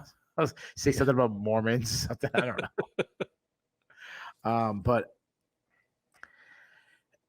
those leg kicks, and I just, for some reason, I just see Derrick Lewis like plodding around the cage, trying to chase De Lima, who's just leg kicking him over and over again. And I think De Lima just leg kicks him in a pretty like, I think we have like this like both guys not committed to step in the pocket and throw some shots, and we just get De Lima winning a decision in like a very like, I don't know, ho-hum type fight that we don't want to watch again. That's my prediction. All right. The top prelim at UFC 291 is once again a Houston versus Brazil matchup, as it is the undefeated Gabriel Bonfim taking on Trevin Giles. Bonfim, 25-year-old Brazilian, is a perfect 14-0 as a professional. He's 1-0 since joining the UFC out of the 2022 season of Dana White's Contender Series. He made his debut in January at UFC 283, guillotining Munir Lazzez in like 45 seconds. So he's going to look to make it 2 in a row here, keep his record undefeated, continue to announce himself as maybe a future contender against Giles. 30-year-old Houstonian is 16-4 overall. He is 7-4 in the UFC. He is 2-1 at welterweight. He is on a 2-fight win streak since his last loss, which was last January. He fought last September, taking a unanimous decision over Louis Cosi, then fought in March at the Vera versus Sandhagen card and took a split decision over Preston Parsons. So Giles looking to make it 3 in a row. He is decidedly not favored to do so. Bonfim, a massive favorite here. He is minus 310. Giles plus 250 coming back. Keith, you and I have talked a lot about anytime you got a 0 and that loss column, you get a little extra tension, a little extra hype, and you get a little bit overrated just because it's hard to picture something happening that's never happened. Having said that, Bonfim is definitely getting a step up in competition here. You go from Trey Waters, who's a pretty good, I think Trey Waters even made it to the UFC this year, and Munir Lazzez. You step from them to Trevin Giles, a guy was a borderline contender at middleweight before moving down to welterweight. It's going to be a step up in competition. It's sorry, that borderline was pretty wide then. But I mean, does he have what it takes to run through Giles like he's been running through everyone else? Yeah, that's a good question. So I often, before you say and I don't often, actually, I'm going backwards when I'm saying, I often try to kind of predict what the Vegas lines are having. Mm-hmm. So oftentimes I'm listening to see how close I am in my head, but sometimes I'm like a lot of times when you see me looking over here, I'm just jotting some notes and reading over my notes to make sure what I want to say. But if I remember, I try to look, and I knew Bonfim would be a sizable favorite because the undefeated, because of how spectacular he looked in his last fight, and I was guessing like little over like negative 205, something like that, because of how experienced Giles is. He's been in the UFC a while. He's had moments. He's a big guy. I mean, he used to be a light heavyweight. So he's a technical boxer with some pretty good footwork, some quick hands. Everything comes off his jab. You go back to like the Bavon Lewis fight. He dropped Bavon Lewis with a jab. Speaking of which, talk about a busted prostate, but Bavon Lewis was. They'll call him the next John Jones. But yeah, that didn't age well. He might be John Jones' Uber driver. He's got an up jab that he uses. Like everything comes off of that. But he's a bit of a point fighter. Never really takes out a second gear, which is surprising because he has decent pop when he throws. When he looks to KO, the problem is he kind of chases it and he throws single strikes. Defensively, he keeps his hands low, which hurts him defensively because helps him hurts him defensively because he can't slip and rip, but helps him because it disguises the jab being a little bit low. But he's hated being pressured. He wants a distant kickboxing match, or boxing match. Like when Preston Parsons was pressuring him, he didn't like that. He's not just a boxer. He will close the distance, grind in the clinch. He will wrestle. His striking really sets up his, I'd say, underrated entries. But wrestling is plan B. Like, that's not his go-to. He's not a great defensive wrestler. Preston Parsons took him down. Though he is hard to hold on, a lot of it has to do with just being a big dude. Though he has been subbed a few times in the past, which is concerning, and he has gassed down in the past. But the real issue with Trevin Giles has always been durability. Like, he's been knocked out a lot for a guy who's supposed to be a really good striker. That's concerning. Now, Bonfim, he finishes his guy so quick, so it's really hard to get a strong grasp on him. But he's a really promising kid. Good volume on the feet, quick hands. He's a counter striker who does really good to slip and rip. He does have some defense foes. I noted that he gets his chin a little too high in the air. He pulls his head straight back. So that's concerning, but I mean, he's got some good striking. I like his left hook. He's a ground specialist. He's a mediocre wrestler. Like, he's not a power wrestler, but if he gets the fight to the ground, whether it's creating a scramble, pulling guard, something like that, he's a really good submission threat. He's got 11 subs in his career. I mean, he subbed Munad Laziz quick. As soon as Munad Laziz made a mistake, he jumped right on a guillotine. I mean, he's slick. Now, Trevin Giles is, as far as I remember, he's not a police officer anymore, correct? That is correct. Okay. I don't make sure he didn't transfer or anything like that. So I can pick against him. Yes. And I'm gonna. I actually think Bonfim might hurt him on the feet, and then he just jumps on some kind of submission. I say Bonfim catches him. I say he does in the very first round.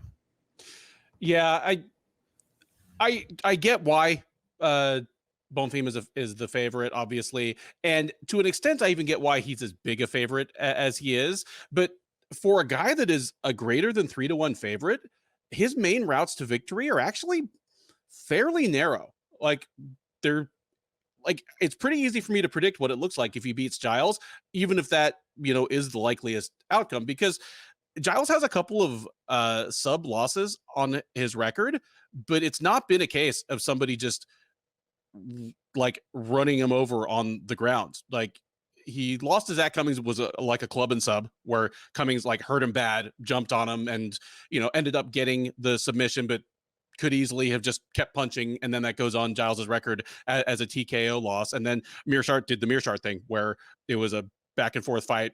He catches Giles in transition, chokes him out with a guillotine.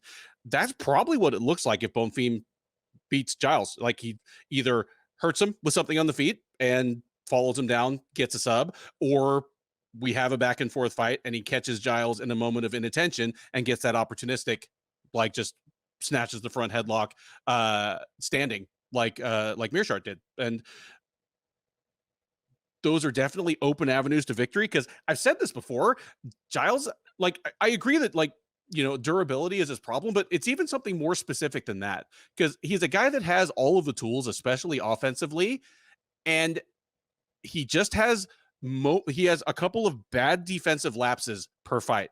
And if his opponent is good enough to take advantage of them, he loses, and he often loses spectacularly.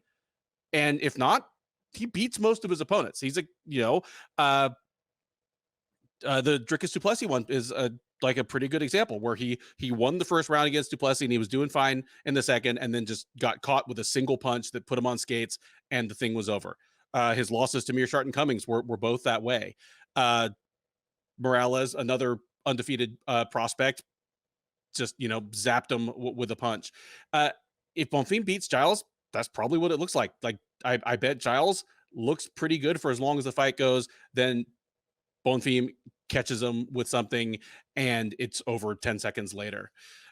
Having said that, this is a substantial step up to me from the people that Bonfim has been beating. And as you pointed out, Bonfim has been beating people, for the most part, fast. The few fights he's had that have gone past the first round, he was decidedly in the driver's seat the whole time. And it's, your gas tank always looks better when you're the one dictating the pace of the action. my classic go-to example for that is BJ Penn, who always had the reputation of having a terrible gas tank, but his gas tank was fine when he was winning. Just his gas tank looked terrible when someone else put it on him. Yeah, that's true. Yeah. Good point. Here, it's a massive upset I'm calling here, but I kind of like Giles in this one. Nice. I'm not going to feel comfortable about it until that final horn sounds, because Giles is the Death Star. There's always just, there's somebody just needs to find that exhaust port with one missile and Giles blows up. But I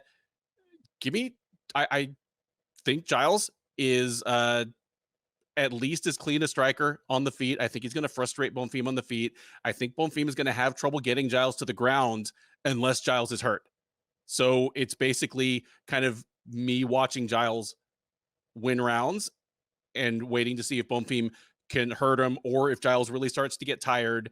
Because I agree that Giles's gas tank has abandoned him at times, but at the same time, when he beat Roman Dolidze, it was kind of by being the fresher guy in the third round. So it's not a complete loss. So give me Giles here in the big upset to win a decision over Bonfim.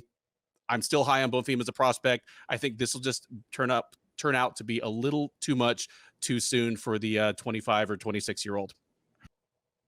The 5-fight main card of UFC 291 opens up with a high stakes, at least for the people involved, welterweight matchup between Michael Chiesa and Kevin Holland. Chiesa, the 35-year-old Washington State native, is 16-6 overall.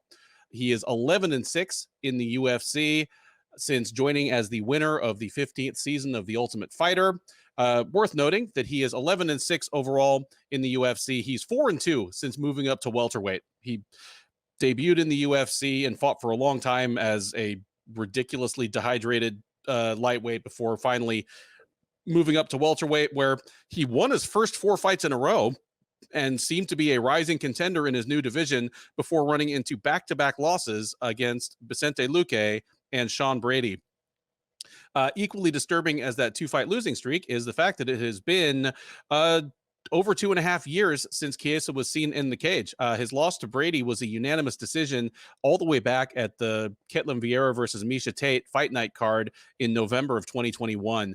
He's had a lengthy layoff for a couple of reasons. Unfortunately, his most recent appearance on UFC Film was him getting drunk, falling and splitting his head open and being removed from the arena when his longtime teammate Juliana Pena won the women's bantamweight title. He seems to have recovered from that, and he's back in the cage here against. That's fantastic. It's absolutely fantastic. Like, what if he doesn't really like her and he was like, oh God, I don't have to hear about this now. And he's like, all right, give me some Jack. And I'm like, Jack, here's your Jack, just knock me out now.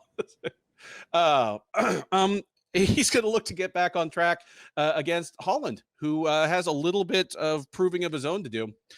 30-year-old Texan is 24-9 with 1 no contest overall. He is also 11-6 in the UFC. He has 1 no contest, and he is 3-1 at welterweight, though in his case, it is after moving down from the middleweight division. He's coming in off of a win. He knocked out Santiago Ponzinibbio in the 3rd round at UFC 287 back in April. Prior to that, he had lost back-to-back fights against Khamzat Chimaev, though he can hardly be faulted for that, as that was the card that was shaken up literally the day before when Chimaev missed weight badly. But then he was also outstruck pretty badly by Stephen Thompson last December in the headliner of UFC on ESPN 42. So he has 1 win banked away after those back-to-back losses. He'd like to make it 2 in a row. He is slightly favored to do so. Holland is -150, Chiesa +130. Keith, 2 guys coming at this fight from opposite directions in terms of weight class. Both have some kind of interesting mixed momentum going on. Who gets it done here, and what does the fight look like? Yeah, this is an interesting one. Holland, he's a tough read, I don't know if he's just a mediocre fighter or if he's really good. He's somewhere in there. I just don't know where. He's a long and lengthy middle. I was gonna say middleweight, welterweight. He's a long lengthy middleweight, but he's also a long lengthy welterweight. Yeah. He's a great athlete. He's pretty elusive. He's explosive. He tends to drop his hands and throw from his hips, which I don't like. But his hands are quick. He's got some nice jab, a bit of a pop. He's good with some long range kicks, and he'll blast like a high kick. He's good at following his kicks to crash the pocket and land shots. I've said this about him before, but he covers distance so quickly due to his length. It's like one step and he's all the way across the cage. He uses his size well in the clinch. I've talked about this too. Like he likes to box the ears, which hurts a lot when you're in there. He hits knees in the clinch too, because so how easy it is. His wrestling's a little underrated. His offensive wrestling, but his defensive wrestling is so poor. I mean, he takes down, he struggles to get back up. The only time where I was like a little bit impressed was against Chimaev, where he was taken down. He kind of scrambled up pretty quick and then tried a Grammy roll. But then he also was like submitted a little shortly after that. So it's might have been just like 1 minute where he looked pretty good. He has a submission threat. You go back to like Tim Means, he caught him with a beautiful Darce, which is a good, a good quality win over a quality veteran who's, pretty tough out for anybody. But he's been subbed by like Chimaev in the past. He has a great chin. Like I'll give him that. He's been blasted by some really good strikers. Just keep coming. I mean, look at this Stephen Thompson fight. I think he was hurt in that fight, right? Didn't he get hurt early on? He was rocked early on, and then but then did he get like an injury? I think he suffered an injury or he broke his hand or something. And even so, Steve, like he wasn't like knocked out by Stephen Thompson or anything like that. So Chiesa, on the other hand, he's I've said this about before, and I want to say it again. He's a classic overachiever.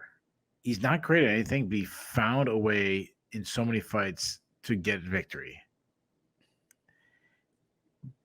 But he looked like he's declining in his last fight. That was 2.5 years ago. Like, you mentioned the only time we've seen him was getting drunk and falling asleep. It's not a good sign. So it's really hard to grasp what we're going to get. I still view him more as a specialist, as like he ultimately wants to get to the ground, but his stand-up has improved. It's probably a little bit of his opponents worrying about getting taken down, so they kind of drop the hands, and that's that. And he's a southpaw, and he's got some good output. He tries to strike just to move his opponent back towards the cage where he can kind of shoot in. And he has an awkward striking style. He's heavy on his front leg, which leaves him open to the leg kicks. Go back to like the RDA fight. RDA had a lot of success with him kicking the legs. He also just kind of wings punches without much technique. When he tries to close the distance, he doesn't really like his wrestling isn't the greatest. Like it doesn't look like it should work well because he doesn't have these fast entries or anything.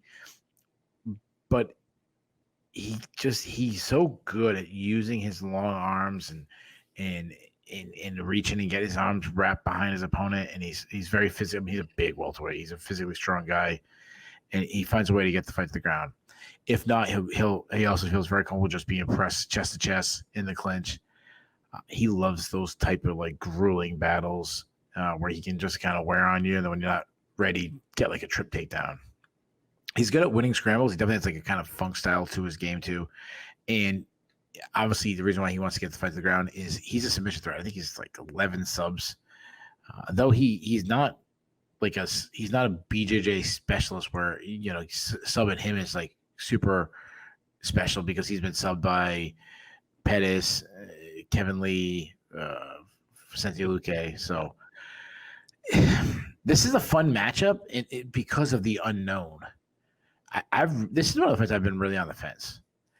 At 35 and on a 2-fight streak, losing streak, and not knowing if there's much left in Michael Chiesa, it's really hard to have confidence in making a pick for him.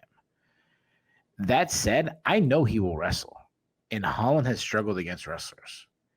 Now, to Holland's defense, they've been really big, stronger guys like a Derrick Brunson. He's also willing to battle against the cage, which normally I think is actually suits him well because it helps him stay up when he's getting taken down. But Michael Chiesa is not the guy you want to battle, in close quarters. It's like he he was able to win a grueling in close quarters battle against Neil Magny, who beats everyone there. Yep. So, if Chiesa is still the guy that we've seen beat a guy like Neil Magny, and Holland hasn't improved that takedown defense, he wins that one. And I'm going to kind of like make a cop out and say, I wouldn't be surprised if Kevin Holland won. And I was originally leaning that way before I kind of like thought about these guys and dug in. But I'm gonna take a pass on Holland and say, until he shows me he can beat a wrestler, I'm gonna keep taking wrestlers against him. So give me Michael Chiesa. Holland's hard to submit, so I say he makes it all the way. I say Chiesa just out wrestles him to a decision. I love the breakdown there. You laid out their respective strengths and weaknesses really well, I think. I obviously the long layoff for Chiesa, and at least the few glimpses I've had of what he's been doing during that time, because on top of the kind of, in hindsight, hilarious incident at the first Nunes versus Pena fight, he's also been a fixture at the UFC analyst desk, and he's been very good there. Yeah, to the point where I wouldn't have been completely shocked if he just kind of quietly announced his retirement. Yeah, like I almost said that. It's funny you said that, because I was thinking that. Like I was like, wow, I thought he was kind of retired. Like if you and I did like a year-end show or something like last December, and we threw out, I threw out like, do you think it's more likely that Michael Chiesa fights in 2023 or announces his retirement? I would have been like, 50-50. Yeah. Yeah. I could see him doing kind of like the Alan Jouban thing and doing, you know what? I've had a good career. I've beaten some good guys. I've had some losses. I've accomplished what I think I can accomplish. I'm moving on to the next thing. Like, let me ask you this. It's not often a guy retires on a win. If he won? He wins, he beats Kevin Holland, he's still a top, I don't know, 12-ish, 14-ish, welterweight, maybe even higher. But you see him like he could just retire, like in the cage on Saturday, like he wins and announces retirement. Honestly, that wouldn't shock me, because again, it wouldn't either. And that's so rare. That's very rare. Yeah, but it's rare. But there's usually a reason for it when people don't retire like that. It's usually because they need the money and they don't have any other avenues. That's clearly not the case for him, because it's recent enough that I remember when he started at the UFC desk, and I was like, oh, this guy clearly knows his stuff, obviously, but he's kind of stiff. He's got jitters. He kind of stumbles, and he's gotten smooth. He's gotten really good at that job under, kind of under the brightest lights. And, or, they're just kind of the kind of, I hate saying this, but the kind of like delusional blockhead who's like, like every time Andrei Arlovski wins a fight, you expect him to go, oh, I know I can fight for another 5 years. I can still beat the best guys in the world. Yeah. Chiesa doesn't strike me as either of those. So if he wins, I could see him just dropping the gloves and being like, thank you, Salt Lake. This is as close as the UFC is going to come to putting on a show in Washington State in the next 3 years. So I might as well just call it now. He has a bit of a Paul Felder feel where, like, Paul Felder could still compete at, not the best in the division, but still could have competed, and just he had opportunity. And Chiesa has that feel like where he could move the Felder route, where he's being in, like, not just at the booth, but actually commentating the fights. Like, sure. I could see that happening soon. I could too. He'd have to do something about the mullet, but aside from that, it's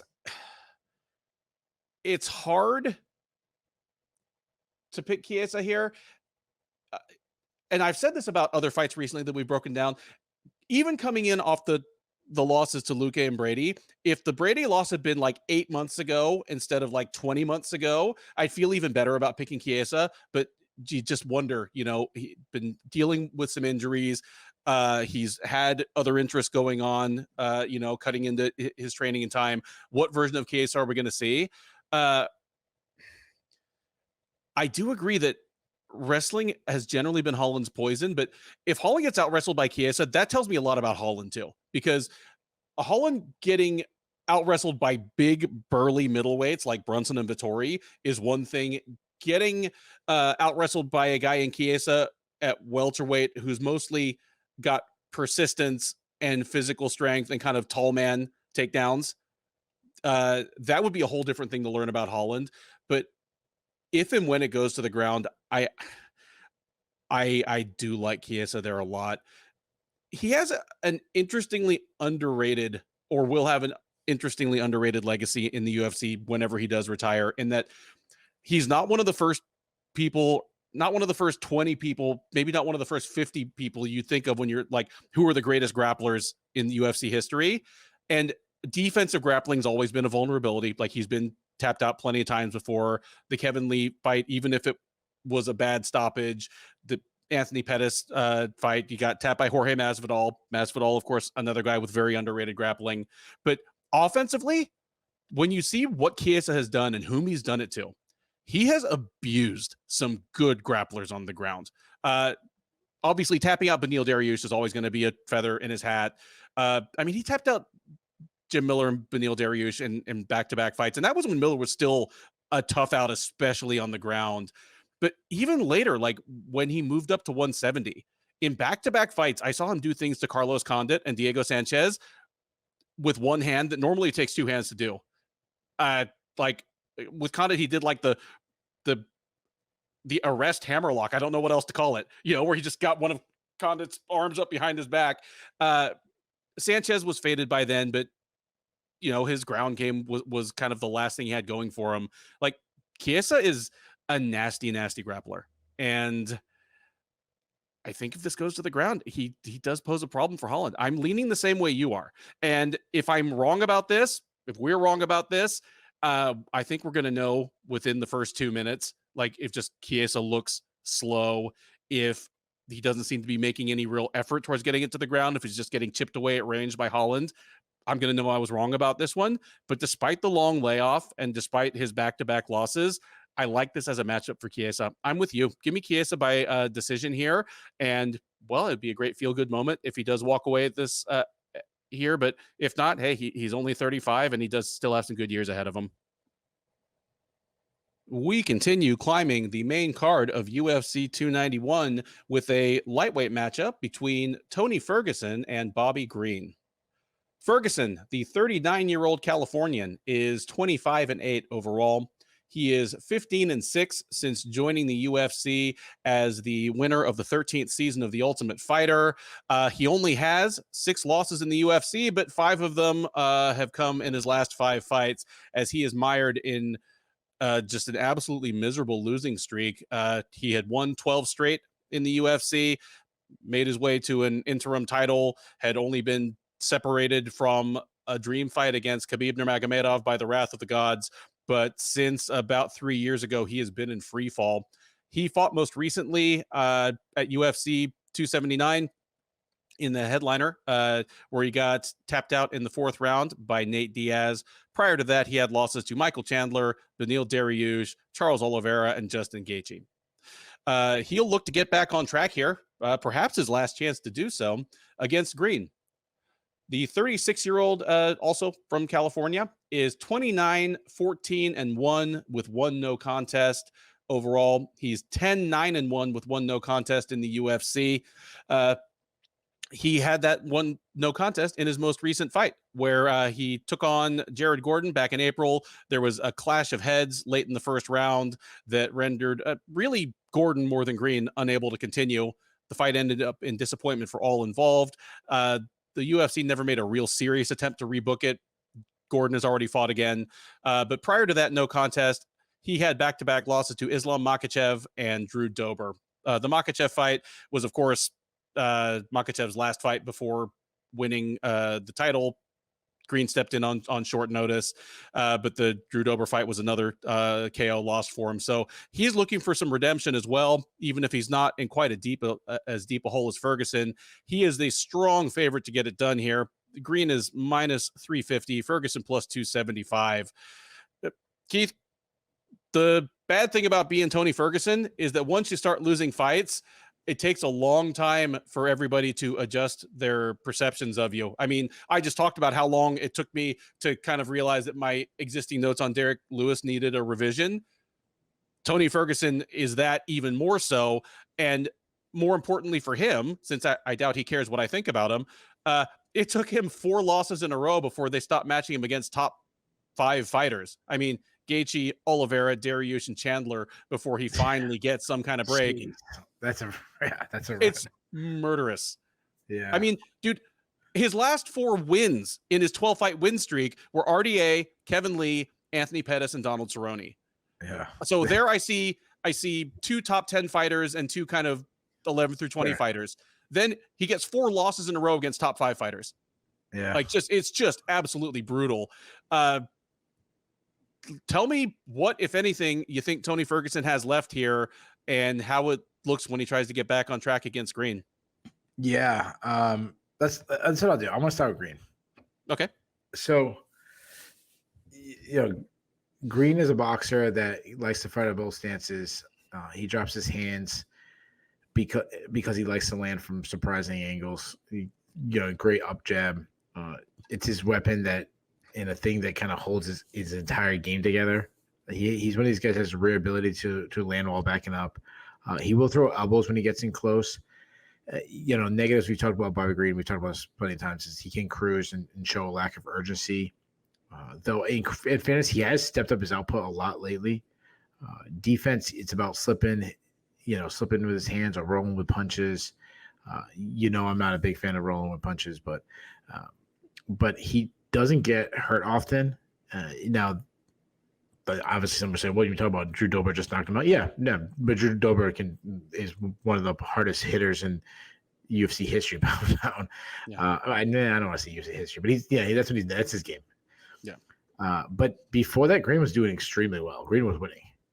Now, he's always been that guy that if he isn't getting hurt, he isn't losing. Bobby Green kind of thinks that way. Very Jorge Masvidal, very Diaz brothers mentality. He's a good defensive wrestler who does well if he's taken down to get back to his feet, unless he's facing a guy like Islam Makhachev. He's an underrated offensive wrestler, and I've actually looked at his numbers. We've talked about this in the past. He gets more takedowns in the UFC than I thought he did, especially recently. Mm-hmm. Tony Ferguson.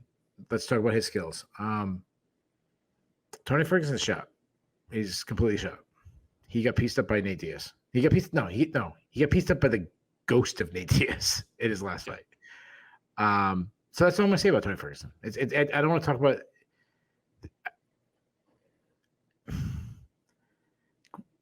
Green has never been known for his power. I think he's gonna starch Tony Ferguson. I think he's gonna do it early. I think he's gonna knock Tony Ferguson out in the first round. Give me Bobby Green very first round knockout. All right, there we go. An emphatic call for Green to continue the miserable slide of Tony Ferguson. You laid out Green's skill set as well as kind of his shortcomings perfectly, so I won't dwell on that at all. I'll color in the lines a little bit more with Ferguson. What was good about Ferguson 4 years ago is, he was one of the most just overwhelmingly miserable fighters to take on in the history of the sport. He was the ultimate guy that broke opponents with pace and accumulation of damage. For a fighter with almost a 50% knockout rate in his fights, he's never been a powerful hitter. He just killed people with death by 1,000 cuts, sometimes literally. There used to be those memes going around on Twitter and Instagram where, this is what Tony Ferguson's last 7 opponents looked like at the end of their fight with them, and they all looked like they'd been run over by a lawnmower. He broke everybody. His pace was unmatched. His cardio seemed to be unmatched, and his durability seemed to be unmatched, because even at his greatest, Ferguson was never about being unhittable. His opponents always hit him. He just hit them more and hit them for longer, and they died, and he kept going. For a guy that presents as a wrestler and threatened to ankle pick Fabricio Verdum, his wrestling was always overrated as a skill in a vacuum, but the point of his wrestling was never to get takedowns. It was to create scrambles, because what he really wanted was to get going on maybe the greatest front headlock series in MMA history. We think of that as the Team Alpha Male thing. The Team Alpha Male guys were all great wrestlers, but they just had this incredible, guillotine that they could use to Yeah. sweep people to top position or finish the fight. But for my money, give me Ferguson. Just Ferguson would want to gator roll you first. Yeah, Ferguson want to gator roll you first for no damn reason. There's a reason that there's a whole meme cloud out there about Tony Ferguson is the kind of guy who would. But that all disappeared in a hurry. He went from this overwhelming fighter who broke everybody to just the wheels fell off so fast. And it's not just that he's lost 5 in a row, because again, the first 4 of the 5 were against people who were in the title picture, but in seemingly every single one of those fights, we saw things happen to him that had never happened before. Like Chandler just iced him with a single blow like we'd never seen happen to him before.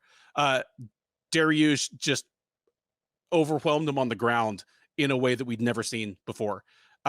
Charles Oliveira, I picked Ferguson to beat Oliveira because given my notes in December of 2020, I said Tony Ferguson breaks people and Charles Oliveira breaks. It's a front runner against a builder. Give me Ferguson, and we got the exact opposite. That's the real problem here. I'm with you. Ferguson, I think his durability is gone. Even the fights recently where he's made it, to the 3rd round or 4th round, he's been the guy that his opponent's rolling downhill on him. The durability isn't there anymore. Green isn't a real one-hitter quitter, but he hits hard enough that I think everything he lands is going to hurt Ferguson. Ferguson can't just shrug these things off anymore. So you said Green by 1st round KO. I'm kind of with you here. And I think it might be like the Chandler fight where Ferguson actually looks real good for a minute, because it is possible to look good against Green when Ferguson will be the one coming forward, throwing like level elbows and, teeps up the middle, and it'll all come crashing down when Green just catches him with one kind of like looping right cross that comes up from his waist. It'll be sad, but you know what? In a way, I almost hope that's exactly what happens, because we just finished talking about Michael Chiesa and the possibility that, hey, he might just retire and move on to the next thing. If he were to beat Kevin Holland, Tony Ferguson, more than literally any other fighter in MMA history, is one who I can't imagine will ever show himself the door. Which is a shame, because think about the options he has. I mean, the guy could have been a Major League Baseball player if the UFC didn't have him under contract. If the UFC just let him go. What a gem that guy is. What a gem. Like don't ever change. Like, I mean, when he goes, I know I was gonna make a bad joke. Every once in a while I catch myself. I call it the Mike Fridley. Like Mike Fridley wouldn't have been proud of what he was gonna say. I just like, what is Tony Ferguson doing to get ready for this fight right now? Like, he's not doing jiu-jitsu with somebody. He's not hitting. He's probably hitting like. He's probably hitting like cinder blocks with a sledgehammer, or or like the things they'll show in like Toyo tires ads where people are like flipping giant tires. Like, he's the guy that like actually does that as like the bulk of his work. He's doing something wild, No, he's not. He's in the tire while it's getting flipped. Say somehow it helps with his equilibrium, so he's getting ready for the scrambles. He's crunched in the tires as his teammates flipping it. I just, you know what I can see his training being? I don't know where the hell this thing came from. I might have a little Tony Ferguson in me. I picture him like having an old school like popcorn machine, like the ones that like they would come out and they'd fall in the bowl, not like a microwave we stick in there. No, like the big glass box with like the kettle inside. And like he's looking at the kernels getting popped and he's trying to count them. Like, that's gonna help with his hand-eye coordination. He's trying to count them before they actually pop. As it popping like 1, 2, 3, 4, 5, 6, 7, 8, 9. Like that's what Tony Ferguson's doing right now for his training. I mean, he's an incredible soundbite. He's a unique personality. He was one of the greatest fighters of his era, and it would all be so much easier to talk about if there weren't just the occasional actual disturbing kind of stories that came out from time to time. Like, I know. and that's right. I shouldn't be making fun of it. It's just No, like, when it comes out that he has like the worst CTE ever made and shit, like I shouldn't be making jokes. hell, I mean, he's probably taken more CTE in training than like, Yeah. Robbie Lawler has in fights. Yeah. He's a wild man. We'll never see another one like him. But on a human level, I kind of hope that something happens to kind of force him out of the sport before he would do it on his own. Because you know what? If the UFC cuts him after like say he loses to Green Bad and he gets cut by the UFC, that dude is absolutely in BKFC in 6 months. Know. I hate BFB, whatever that is. Or I don't watch that shit. I can't watch washed up MMA fighters box. I just can't do it. No, dude, I've said this before. I barely have time to follow good boxing. Like, why would I? Yeah.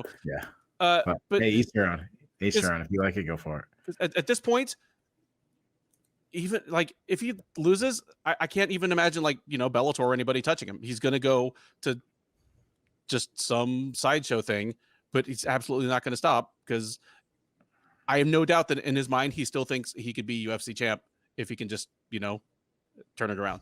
That's just that's Ferguson.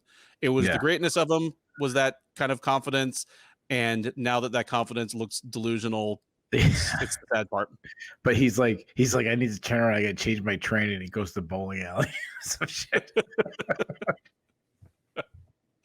Oh man. Next up at UFC 291, the last welterweight fight on a card full of them.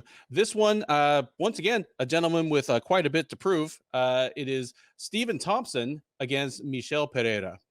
Thompson, the 40-year-old South Carolina native, is 17-6-1 overall.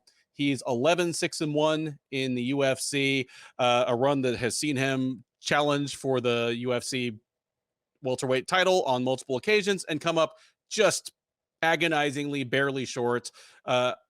He's had mixed results since his pair of fights with Tyron Woodley back now almost 6 years ago, but he is coming off a win. He beat up on Kevin Holland pretty bad back in December, aided perhaps by the fact that Holland seemed to hurt his hand early in the fight, and it was eventually that hand injury that forced a corner stoppage between the 4th and 5th rounds. But nonetheless, that allowed Thompson to put back-to-back losses against Gilbert Burns and Bilal Muhammad in the rear view. He will attempt to make it 2 in a row, even as he has crossed into his 40s against Pereira.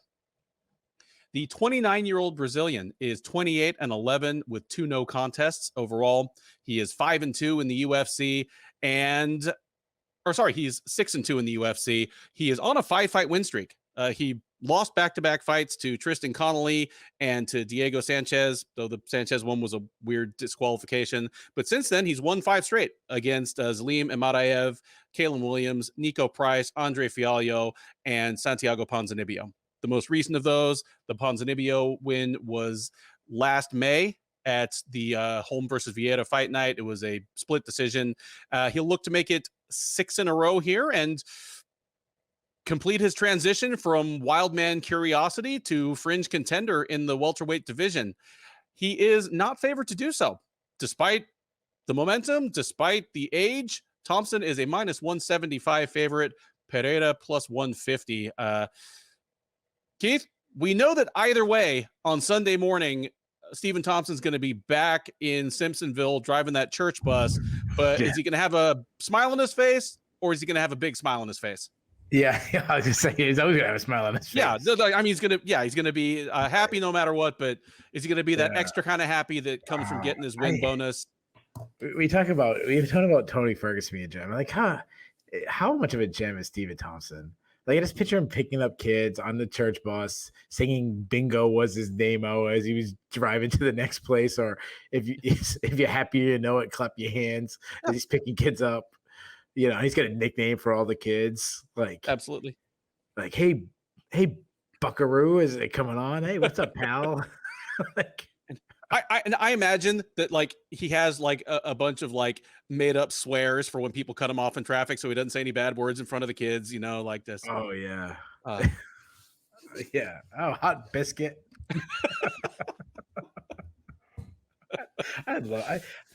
Oh god. Like if you were older, if I was like I don't know. Steve Thompson, like, man, I just can't imagine like Stephen Thompson's wife's like father. Like, how happy are you when she met Stephen Thompson? Like, that's gonna be her husband. Yes. Like, there's no way he didn't like before he asked his wife to marry him, like talk to the dad and ask for his permission. And Thompson's dad is awesome too. He was his first karate teacher. He seems like another of the nicest people on the planet. Yeah. When the dad said yes, and he's like, "Oh, that's so swell. Thank you." We talk about like Tony Ferguson. Like, what is he gonna do when he's done fighting? He's gonna be like, I don't know, trying to climb Mount Everest by himself. Yeah. In like just like a cardigan. Stephen Thompson's gonna be like the next host of the 700 Club. That's what he's gonna be doing. Hey, Pat Robinson died. Let's get Stephen Thompson as the host. I don't know if they replace Pat Robinson. I don't know, but Stephen Thompson would be great. All right. So Stephen Thompson is one of the best strikers in MMA history. Like we do these top 10 lists that Lev is the quarterback of that. He reaches out to us, different ones. Like Stephen Thompson's on, when you talk about strikers, top 10 strikers, he's on everybody's list. Like where, I don't know, but he's on the list. More than 1, 7, 10, somewhere. It's shocking that he can still compete at this level at 40 years old based on how he like his style. Now, the concern of that is it could fade at any time. Now he's incredibly athletic. I mean, just look at that, like that little acrobatic thing celebration he does, when he wins. He's so elusive, so fluid. He just flows so well, seamless between both stances. He's a slip and rip counter striker, elite head movement, and that's because he hangs his hands low, so he needs it. But great lateral movement, and good at cutting angles when he's attacked, good at causing his opponents to chase him, and then suddenly just stopping on a dime and landing a shot when his opponent is still chasing him. He's good at lulling and then kind of blitzing forward with a combination. He showed in his last fight that his hands are still fast. He has that bladed karate stance, making on a small target, so it's hard to hit him. Clean, I should say, hard to hit him clean. I think his kicks are still great. I mean, a lot of variety. When I think of him, I think of just creative. I mean, go back to like the Jorge. I mean, it's going wild, but Masvidal, Vicente Luque, if he wants to just box, he jab those guys up. But then, like, he'll jab you, then he'll he'll kick you in the face, or side kick you or something right afterwards. He mixes punches and kicks together combinations really well. He has had fights where he's had low output. I mean, I think like the second Tyron Woodley fight, the Darren Till fight was ones where he just wasn't pulling the trigger. He's also open to leg kicks because of his base, like that big karate base. Another negative about Stephen Thompson, even at prime, and he still could be in prime, but when he was considered the second best welterweight in the world, he was never a one punch engine kind of guy. Now he could kick you in the head and knock you out, but still, like that really wasn't his thing. And I really think he lacks killer instinct because of that karate background, where it's like the karate background is like you land one big shot and then you have to stop and then they give a point. So, he's not the guy who's going to rock you and follow up and hurt you. Now, obviously, he has the skill too, but I mean, just not. It doesn't seem like it's in his nature. He's more of a guy like hurt you and then reset. Chin has been an issue in the past. I mean, Till knocked him out. Woodley clipped him. Who else? Pettis knocked him out. Pettis. Yeah. No. Till dropped him. Him. Mm-hmm. Pettis knocked him out, and Woodley clipped him in their fights. And I feel like I'm forgetting somebody else who hurt him. And another negative is he's really struggled to take down defense. I mean, we've seen his recent losses: Bilal Muhammad, Gilbert Burns, take him down and hold him down. Now, Michel Pereira, he's such a big dude, He's besides like big muscle, and I mean he's got like long arms. We talked about Stephen Thompson's athleticism and acrobatics and stuff. Like Michel Pereira, not so much that he's calmed it down, but we talk about Stephen Thompson doing some crazy flip during celebration. Michel Pereira did that crazy flip trying to land a punch, trying to land a kick. But take away all that funky, funny stuff that he used to do, jumping off the cage. He was still very fast, still explosive. Now he's a lot more controlled. He kind of learned like, okay, that was fun for a while, but he's actually trying to win now. He marches forward, cuts the cage off well, throws feints out there to really set up his power shots. He showed good distance striking against Zilam Amadayev, who, if I'm saying that correctly, who's a good striker himself. He works the body well. I mean, he outstruck Santiago Ponzinibbio in a pretty close fight. I was surprised it was that close, but he uses flying knees both offensively and defensively. He uses it to close the distance, but he uses it as a way to stop his opponent's attack who wants to shoot. Like, he'll throw those knees up there. I love his step-in knee. He's got some great kicks, oblique kicks, teep kicks. And we always talk about this. One thing we don't talk about is how good a wrestler is. Like, he can wrestle. I mean, I go back to the Chaos Williams fight. That was one he wrestled. Cardio has come a long way, and surprisingly, it was a little bit of a strength in the Santiago Ponzinibbio fight. Like, I was surprised how hard he was still fighting in the third round. This is a tough fight. I think the line should be closer. I'm picking the upset. I'm betting on Father Time, and I think Thompson's chin isn't going to hold up.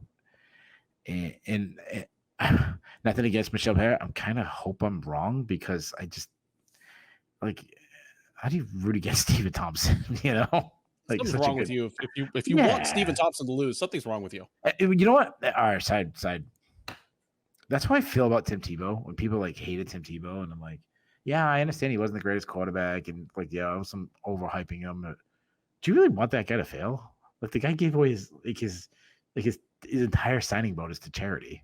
Yeah, you know, he's like setting up proms for like special ed kids and stuff. And anyways, that's how I kind of put like Stephen Thompson and Tim Tebow are probably like best friends.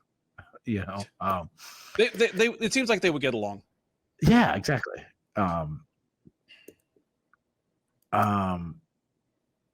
Yeah. So I'm worried about the age. It's surprising to me that Stephen Thompson's 40, because like, you look at him and he's like, his face, and he's just like, he looks like he's 26. You know. But I'm worried about his chin, and honestly, Pereira could turn this into a wrestling match and shock everybody. I'm expecting to see these spectacular kicks and flips and everything, and he could just turn into a wrestling match and win. But I don't think he does. I think he's going to catch Thompson with one big shot. I'm going to say he does it early. I'm going to say he knocks him out in the first round. I like the breakdown there. I like the pick, and you kind of stole a lot of the points that I wanted to make here. I've talked about other fighters on this card, and frankly, I talk about fighters every week that I may have written off a little prematurely. I absolutely wrote Pereira off prematurely. Like, I was excited when the UFC signed him, because you looked at his highlight reel and it was just full of, like, think of how legendary Anthony Pettis is for doing the Showtime kick. And then you realize that when he was fighting in Korea, Pereira used that like most fighters use a jab. Like, he was doing jump off the cage strikes like in every single fight. He was doing like backflip guard passes. I think just insane stuff. And my whole thought was, okay, well, he's not going to amount to anything, but this will be fun while it lasts. He showed up, he destroyed Danny Roberts in his debut, but then, you know, he lost to Tristan Connolly, and he lost to Connolly because he gassed out really bad. And then he lost to Diego Sanchez in a fight he was winning because he got wild and did something stupid. I was like, well, he's probably going to gas out and do stupid things frequently. So, you know, there you have it. But he's won 5 in a row, and you can't win 5 in a row in the welterweight division without being a good fighter. I still think it's one of the hardest divisions in the UFC to go on a winning streak. And you kind of pointed out, he's become a more controlled striker. He's proven that he can, instead of just being an all flying stuff all the time fighter, he can win just a straightforward kickboxing match and throw in wild stuff from time to time. Like, he beat Nico Price that way. He beat Andre Fialho that way. He's proven that he can wrestle. With that athleticism and that strength, you figured he'd probably have pretty good entries and pretty good finishes, and it turns out that he does. So he's become a more well-rounded fighter under the brightest lights, and I think that's admirable.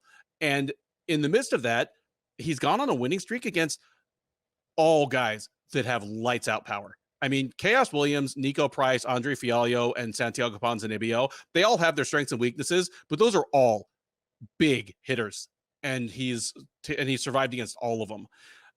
I'm with you here. I'm thinking upset, and for the same reason you are. I could see him catching Thompson. Thompson's chin looks vulnerable in a way that it maybe was vulnerable before, but just very, very few people were able to take advantage. And then Thompson has gone from being very hard to take down to, okay, we've seen plenty of people take him down now. Gilbert Burns and Bilal Muhammad are both very good wrestlers. So, I mean, there's not too much shame in that, but so is Pereira all of a sudden. I don't think there's any way Thompson is better at 40 than he was at 39 or 36. So, yeah, give me Pereira, who, despite this being, I think, his 40th or 41st fight, is still under age 30. With the help of Father Time, I think he beats Thompson here. I'm going to say that he does have to turn to the wrestling, and he grinds out a decision over Thompson, but we see him get takedowns on Thompson in at least 2 of the 3 rounds, see Thompson struggle to get back up, get returned to the mat, and Pereira's surprisingly improved cardio, despite being built the way he is enough to carry him through. So I've got Pereira in the moderate upset here as well. I have him by decision.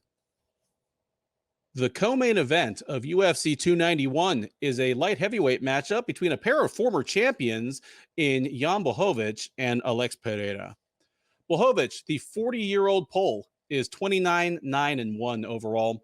He is 12-7 12-7-1 in the UFC. He, of course, is the former UFC light heavyweight champ.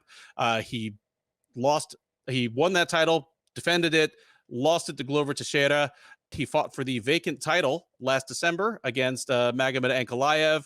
The title remained vacant because it went down as a split draw, even though most observers seem to think Ankalaev should have won that one.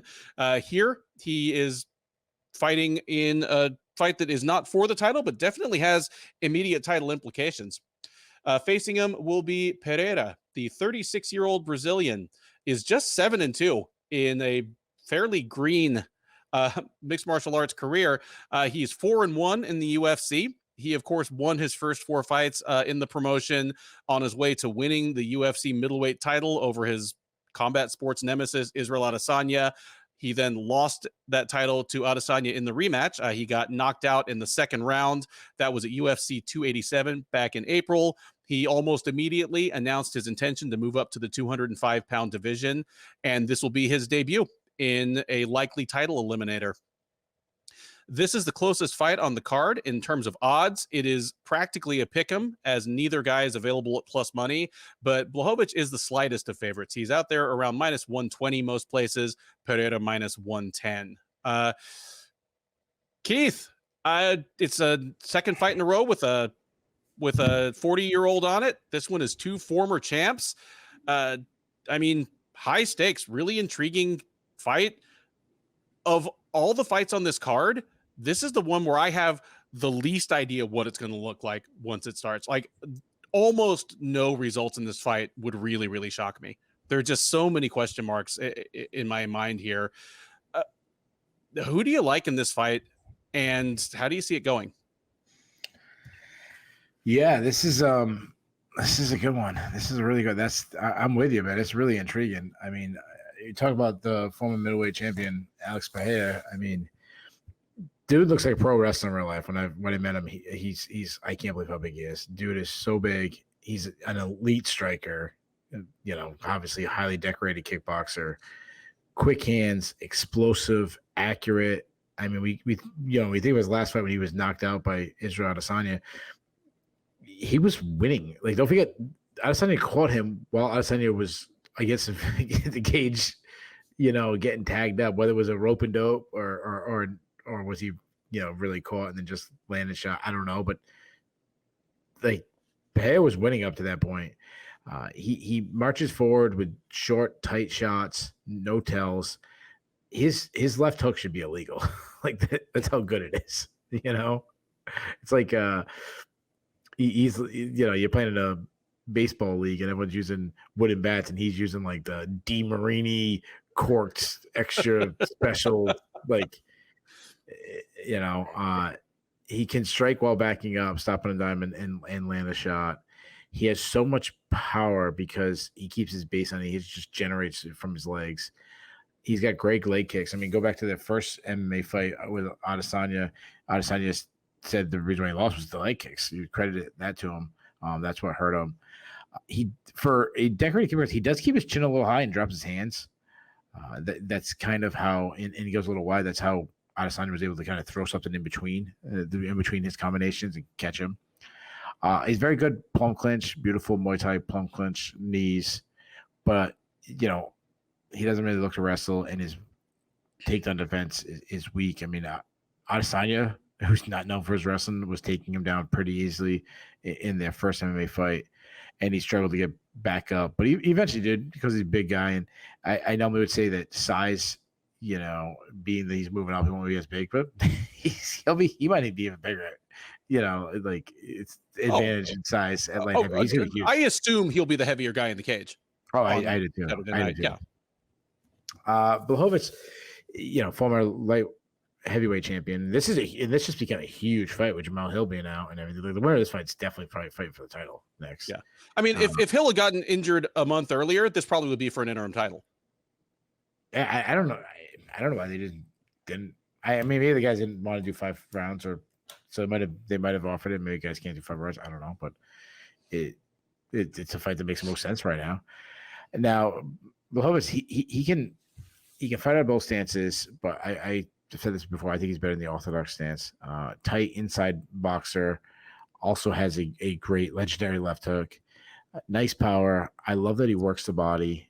He's good at winning hand fighting battles. Like if you're kind of putting your hand out, trying to range, range find. He's good at like pulling your hands in and landing shots. He generates so much power because he stays very compressed and keeps his base on him, very similar to like a Michael Chandler does. He can starch anybody in the division. Like Dominic Reyes, he knocked out. Corey Anderson, he knocked out. Even like a Luke Rockhold, which is not the best example, but he knocked him out.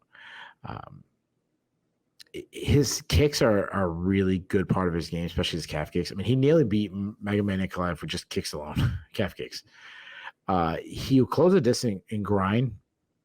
He's a strong, dirty boxer. I mean, he landed that close exit on Luke Rockhold, which was so beautiful. Underrated offensive wrestler. I mean, he defended his title against Israel Adesanya with just wrestling. Not just, I shouldn't say just wrestling, but that was a huge, the biggest factor in that fight. Though, in fairness, he was much bigger than Adesanya, so I don't know if that translates well with a guy like the size of Alex Bahia. He's an okay defensive wrestler. I was surprised how easily he was taken down by Glover Teixeira in a fight where you knew Glover Teixeira was going to get the fight to the ground. He is a submission threat. I mean, you look how quickly he took out a guy like Nikita Krylov. But then again, against like Glover Teixeira, he really struggled on the ground again. So a little for a high elite guy, a little inconsistent there. So as far as prediction, if it remains on the feet, I think Pereira blasts Blachowicz. I really do. I think he puts him out. But Blachowicz is really intelligent. I'll say that. Like when I saw how quickly he was to close the distance against Adesanya and not really test himself in the striking, knowing that he had the advantage, shows me, winning is the biggest thing for him. Not putting on a show, not just winning. I think Blachowicz turns this into a wrestling match. I can't imagine he doesn't. After you saw Bahia struggle in their first fight against Adesanya with Adesanya's wrestling, I do believe Bahia, the more he trains, the better his wrestling is going to be because he's working with a guy like a wizard on the ground in Glover Teixeira. But I still don't think that's enough. I think Blachowicz gets him down. I think he wears him down. I think he tires him down. And I think he catches the submission. I'm going to say Blachowicz subs him in the 3rd round. Yeah, the Blachowicz keys to victory here. I mean, well, they are what you said they were, obviously, but what it hinges on is him not being too diminished at age 40 and him coming in with the right game plan and pursuing that game plan in a disciplined manner. The first is something he doesn't have much control over. It's just we're going to see what we see when we see it. But the second, there aren't many fighters in the UFC I would trust over Jan Blachowicz to at least go out with the right plan and try to fight to his best advantage. He's not the kind of guy, and 205 is full of knuckleheads. 205 is full of talented fighters with terrible game plans. It's kind of a thing, but Blachowicz isn't one of them. He's not the kind of guy that's going to go out and try to test his luck, quote unquote, against, one of the best strikers in the world. He knows what he needs to do to win this fight. And I don't think he should have much trouble getting Pereira to the ground if he can get his hands on him. Aside from just, changing levels and trying to shoot, which isn't his best thing, I think if he can just get his hands on him, we're going to see body locks, trips, lateral drop type stuff. If Blachowicz can get Pereira against the fence with Pereira's back to the fence, I think he can find takedowns there. So it mostly comes down to him navigating that range against a guy with the reach and speed and, as you mentioned, kind of untelegraphed offense of Pereira. So he's going to have to navigate a minefield and trenches with razor wire and anti-aircraft guns to get there. But I think if we can get Pereira down, his top game will take over. Pereira is working at a great camp to shore that up. I mean, he's working at a small camp that has been kept intentionally small under the tutelage of one of the heaviest top position grapplers in MMA history. But 2 or 3 years is not much time to learn a whole new skill set, especially when you spent 15 or 20 years building one that requires you to do almost the opposite things. There's just a limit to how much you can do. If Blachowicz comes out and he looks old, he looks off, there's a good chance he gets starched. I'm leaning against that. Give me Blachowicz to find ways to get Pereira to the ground, beat him up there.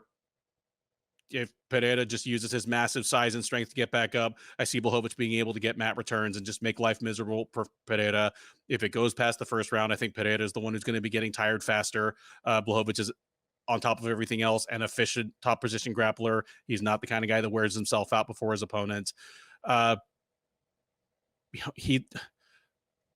not interested in making excuses for Blachowicz, and he doesn't need me to make excuses for him, but he looked so flat and so bad in the Cachoeira fight, even before the end came, that I'm inclined to see that as an aberration because he looked better against Rakic and even against Ankalaev in a fight that I thought he lost.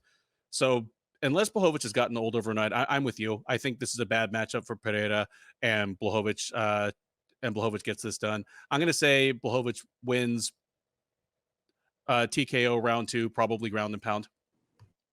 The main event of UFC 291 is a lightweight contenders rematch between Dustin Poirier and Justin Gaethje. This time, of course, there will be some gold, or at least kind of silver or platinum. I guess the BMF belt isn't really gold in color, but at any rate, the UFC's most popular made-up belt is at stake here as Poirier and Gaethje rematch.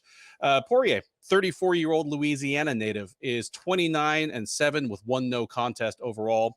He is 21-6 with 1 no contest in the UFC. He's 13-3 with 1 no contest since moving up to lightweight from featherweight. He won his last time out. He tapped out Michael Chandler in the 3rd round at UFC 281 last November. Prior to that, he had lost to Charles Oliveira in their title unification bout all the way back in December of 2021. So he's looking to stay in the actual lightweight title picture, looking to go 2-0 against Gaethje, and looking to pick up that BMF hardware. His opponent, Gaethje, 34-year-old Arizona native by way of Colorado, 24-4 overall, 7-4 since joining the UFC as the outgoing World Series of Fighting lightweight champ. He has alternated wins and losses in his last 5, but he is coming in off of a win. He took a majority decision over Rafael Fiziev at UFC 286 in March. Prior to that, he was choked out in the first round by Oliveira at UFC 274. That was all the way back last May. Odds here do slightly favor Poirier, who was the victor in their first fight 5 years ago. Poirier is out there around minus 150 as the favorite. Gaethje plus 130 as the underdog. Keith, I mean, we've seen these guys go at it once. It was a 5-round fight. It went into the main event rounds. I mean, if you expect it to look different this time, I'd be interested in hearing why. And just, I mean, give me who you think wins this and what it looks like. Well, I mean, why could it change? Just because it's so many years later. I think both guys have changed as fighters. I think, especially Gaethje. Gaethje's definitely became more controlled, more technically sound. I'm not saying that he's going to win, but Poirier, he's kind of like Alex Perry. When you meet him, he's a massive guy for the weight class. He's a southpaw, really high output. That he loves to switch stances mid attack, so he gets different angles, which I love. He keeps his base when he's striking, so he generates so much power. His counter right hook is his best strike. That's what he hurt Max Holloway with. That's what he knocked out Conor McGregor in their second fight. I love that he body shots a big thing. Go back to like the Eddie Alvarez fight. I mean, it's a while ago, but they crushed out of Eddie Alvarez body shots. Calf kicks have been added to his game, so that's something he never really had back then. Really good calf kicking game, which he did against Conor McGregor. Though he doesn't check leg kicks. I mean, Dan Hooker hurt him with leg kicks. He has legendary power. I mean, you talked earlier about the faces that Tony Ferguson makes people look like. I'll butcher it up. Same thing with Dustin Poirier. He's got a great chin and an ability to recover. I should say great chin. Like he hasn't been, I mean, I know Charles Oliveira caught him and everything, but just when he's hurt, he'll still like find a way to come back, and which is really impressive. For an elite fighter, he's never been a good wrestler. If he gets a takedown, it's usually from the clinch against the fence. To his credit, he did wrestle against Conor McGregor, which was smart. He has been taken down by a lot of fighters, Michael Chandler and Eddie Alvarez, Dan Hooker, obviously Habib. Those are just guys off the top of my head that I know have taken him down. And sometimes he makes it worse. And we've talked about this like a million times that I hate when he jumps guillotine. But he's hard to hold on. He continues like he has this like willpower to get himself back to his feet. But the best thing I think about Dustin Poirier is, you look at his ability to get late stoppages. I mean, Eddie Alvarez, the Justin Gaethje in wars, but it's like he's a clutch. If he was a team sports player, the first thing you talk about just like ice in his veins, clutch player. When it's coming down the stretch and he needs to win the last round, Dan Hooker, Max Holloway, Michael Chandler, all fights where it's like a fifth round, who's going to win this one? He digs deep. And I talked to him. I actually asked him in his last fight, what is it about him, the ability to do that? And he just says, David, that's fighting. Like, that's just how I'm made. Like, that's how I view fighting. Being in a tough situation, you need to perform, and you do. So Justin Gaethje, he's a great striker, and he stopped being this wild brawler, and that was pretty technically sound. Now, he definitely still wants to get in the pocket and land big shots, but he has a lot more tools. He's got a great overhand right. He's got a great left hook, arguably the meanest leg kicks in the game. I mean, like who wins a kicking battle against Edson Barboza? Like, who can say that? I think Justin Gaethje can. He's a good dirty boxer. Like, he's good at grabbing the head, uppercutting, landing short shots. He actually did it to Fiziev in his last fight. He really did it against Donald Cerrone. Like, he finished Donald Cerrone with it. He, despite all that good stuff, he does have some defense faults. He back straight up. He's been rocked more than anybody like in history. People always mention his All-American wrestling. I mean, his wrestling is so grossly overrated. It's like it's not even worth talking about. One, he never used it. Two, he was a All-American. He placed 7th 1 year. Like it's an All-American. That's impressive, but it's like he's not this elite, wrestler. And it's been so, not to mention it's been so long ago when he actually accomplished that. So, I think that skill is faded, and I don't think he can use it anymore. So I don't think he can wrestle for long periods of time. So I hadn't go as deep into this main event as I normally do, because this fight isn't really meant to be broken down in a technical sense, because that's not what it's for. It's about two badass dudes who's going to fight to a badass war. I do think 5 rounds favors Poirier, because we've seen Gaethje slow down, though in fairness, like, he hasn't really slowed down lately, but and especially what we talked about with Poirier and his ability to win that late in the fight. Man, I just think we get those classic Justin Gaethje, Dustin Poirier type battles, like where they've both been in so many battles, and I just expect it again. And I think when we think of BMF, I don't think we're going to remember Masvidal and Diaz. I think we're going to remember these guys, because I'm expecting a fight of the year candidate. Oh, and I mean, but it's unfair to throw that on there. Everyone's like, oh yeah, of course it's going to be, but like, think about how unfair that is. Like saying, hey, this is going to be insane, this fight, and it's going to be fight of the year because that's what you guys do. But I still expect it, I never go by a gut call. I don't do that. I always go with what I think is the brain call, what I think I see on film. I'm going to go with a gut call here. And I think we're going to have some massive momentum swings in this bout. One moment, Poirier's teeing off on Gaethje. Next minute, Gaethje's teeing off on Poirier. Oh my God, we're going to have a stoppage. Oh my God, not. Oh, they survived. Oh, Poirier's going to put him away. Oh, wow, Gaethje just caught a left hook and rocked him back. Oh, no, Gaethje's going to put him away. And, oh, Poirier just slammed him. Or I expect that.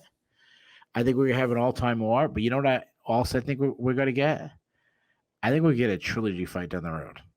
And by saying that, that means I'm picking Gaethje. I think Gaethje wins.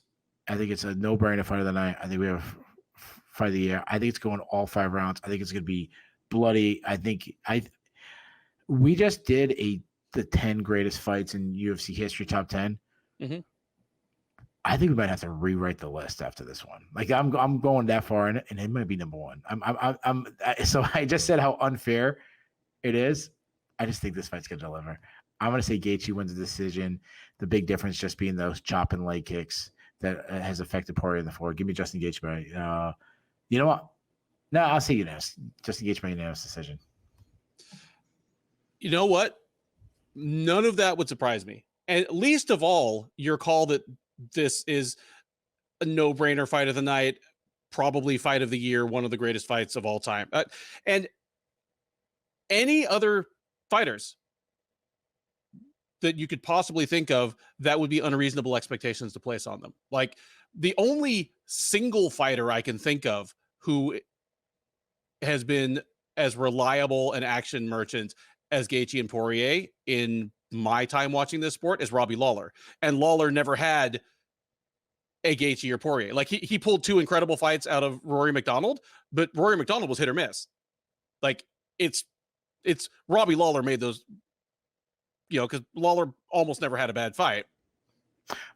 He had 2 of them against Hendricks, but people they always talk about the Condit, and they always talk about the McDonald. And I tell people, go watch the Hendricks fight. They're just as good.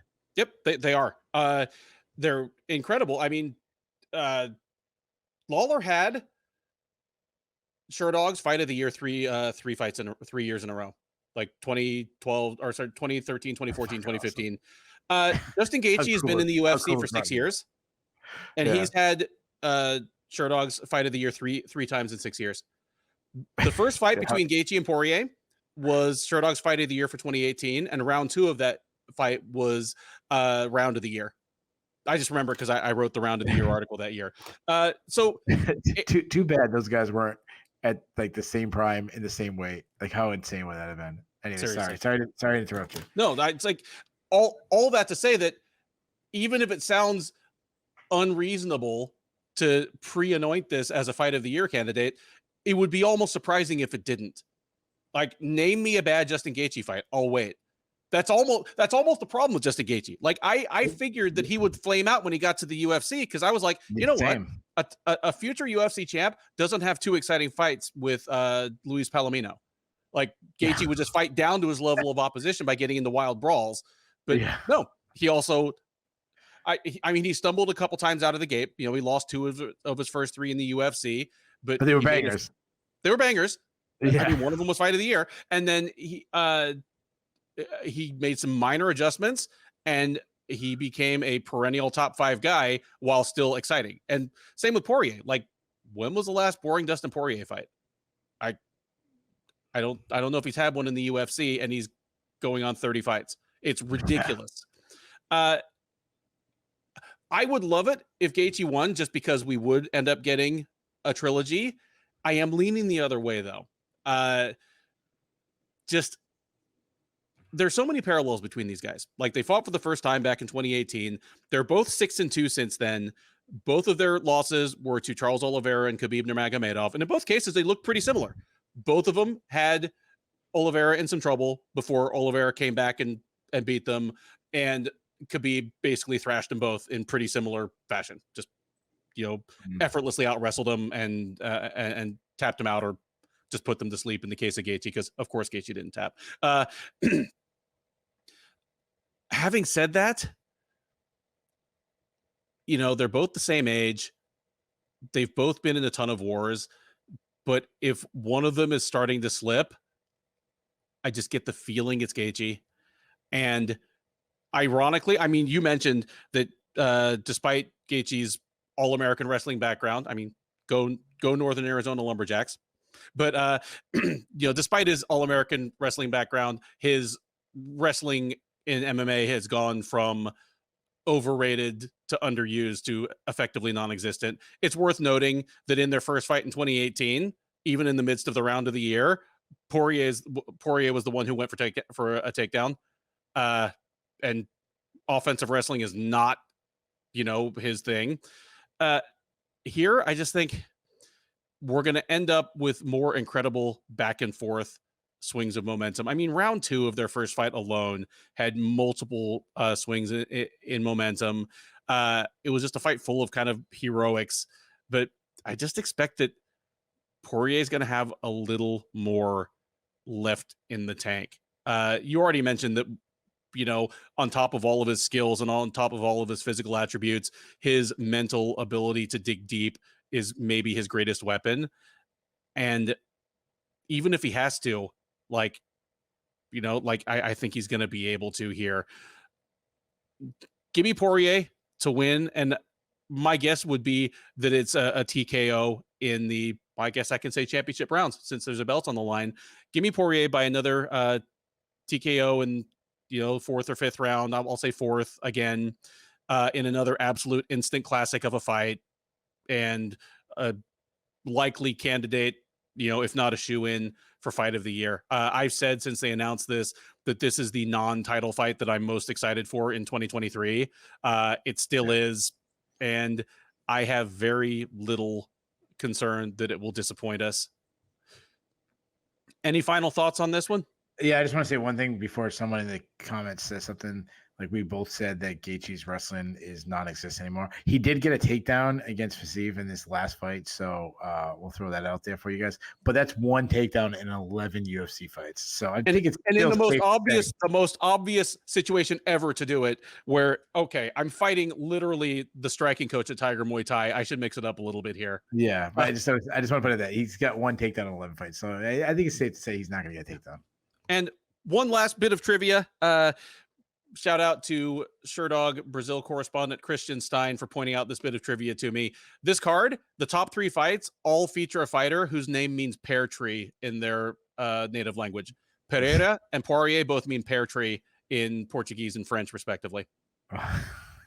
That's why he's the best. That's why Christian Stein is the best. That's it. That is the Sherdog Radio Network preview for UFC 291, Poirier versus Gaethje 2. I've been your host, Ben Duffy. He has been your expert, Keith Shillan. If this is your first time watching one of our previews, first of all, thank you. We hope you enjoyed it. We do our best to bring a mix of actual analysis of these fights, along with the occasional historical or humorous aside. Please do like, subscribe, drop us a comment. Keith and I both man the comment section. We'd love to hear your takes on these fights, or if you think we're completely out of our gourds, that's entirely possible. We both picked some upsets here, but most importantly, join us for the recap. We are live on the Sherdog YouTube page, usually about 10 or 15 minutes after the main event, where Keith takes the captain's chair. We break down all 12 of these fights in reverse order, starting from the main event on down to the first prelim. We'll talk about what was good, what was bad, what was surprising, what was controversial. There's always something. And we'll talk about what's next for some of the notable winners as well as losers. And we'll be talking with you because the live chat is open that whole time on the YouTube page. So we're taking your questions and your comments in real time. We have a growing community of friends there who join us and hang out after the fights, and we'd love you to be part of it. Between now and then, thank you once again for listening. Enjoy the rest of your week, and by all means, enjoy these fights. Don't forget to like, subscribe, comment, all that good stuff. All that good stuff.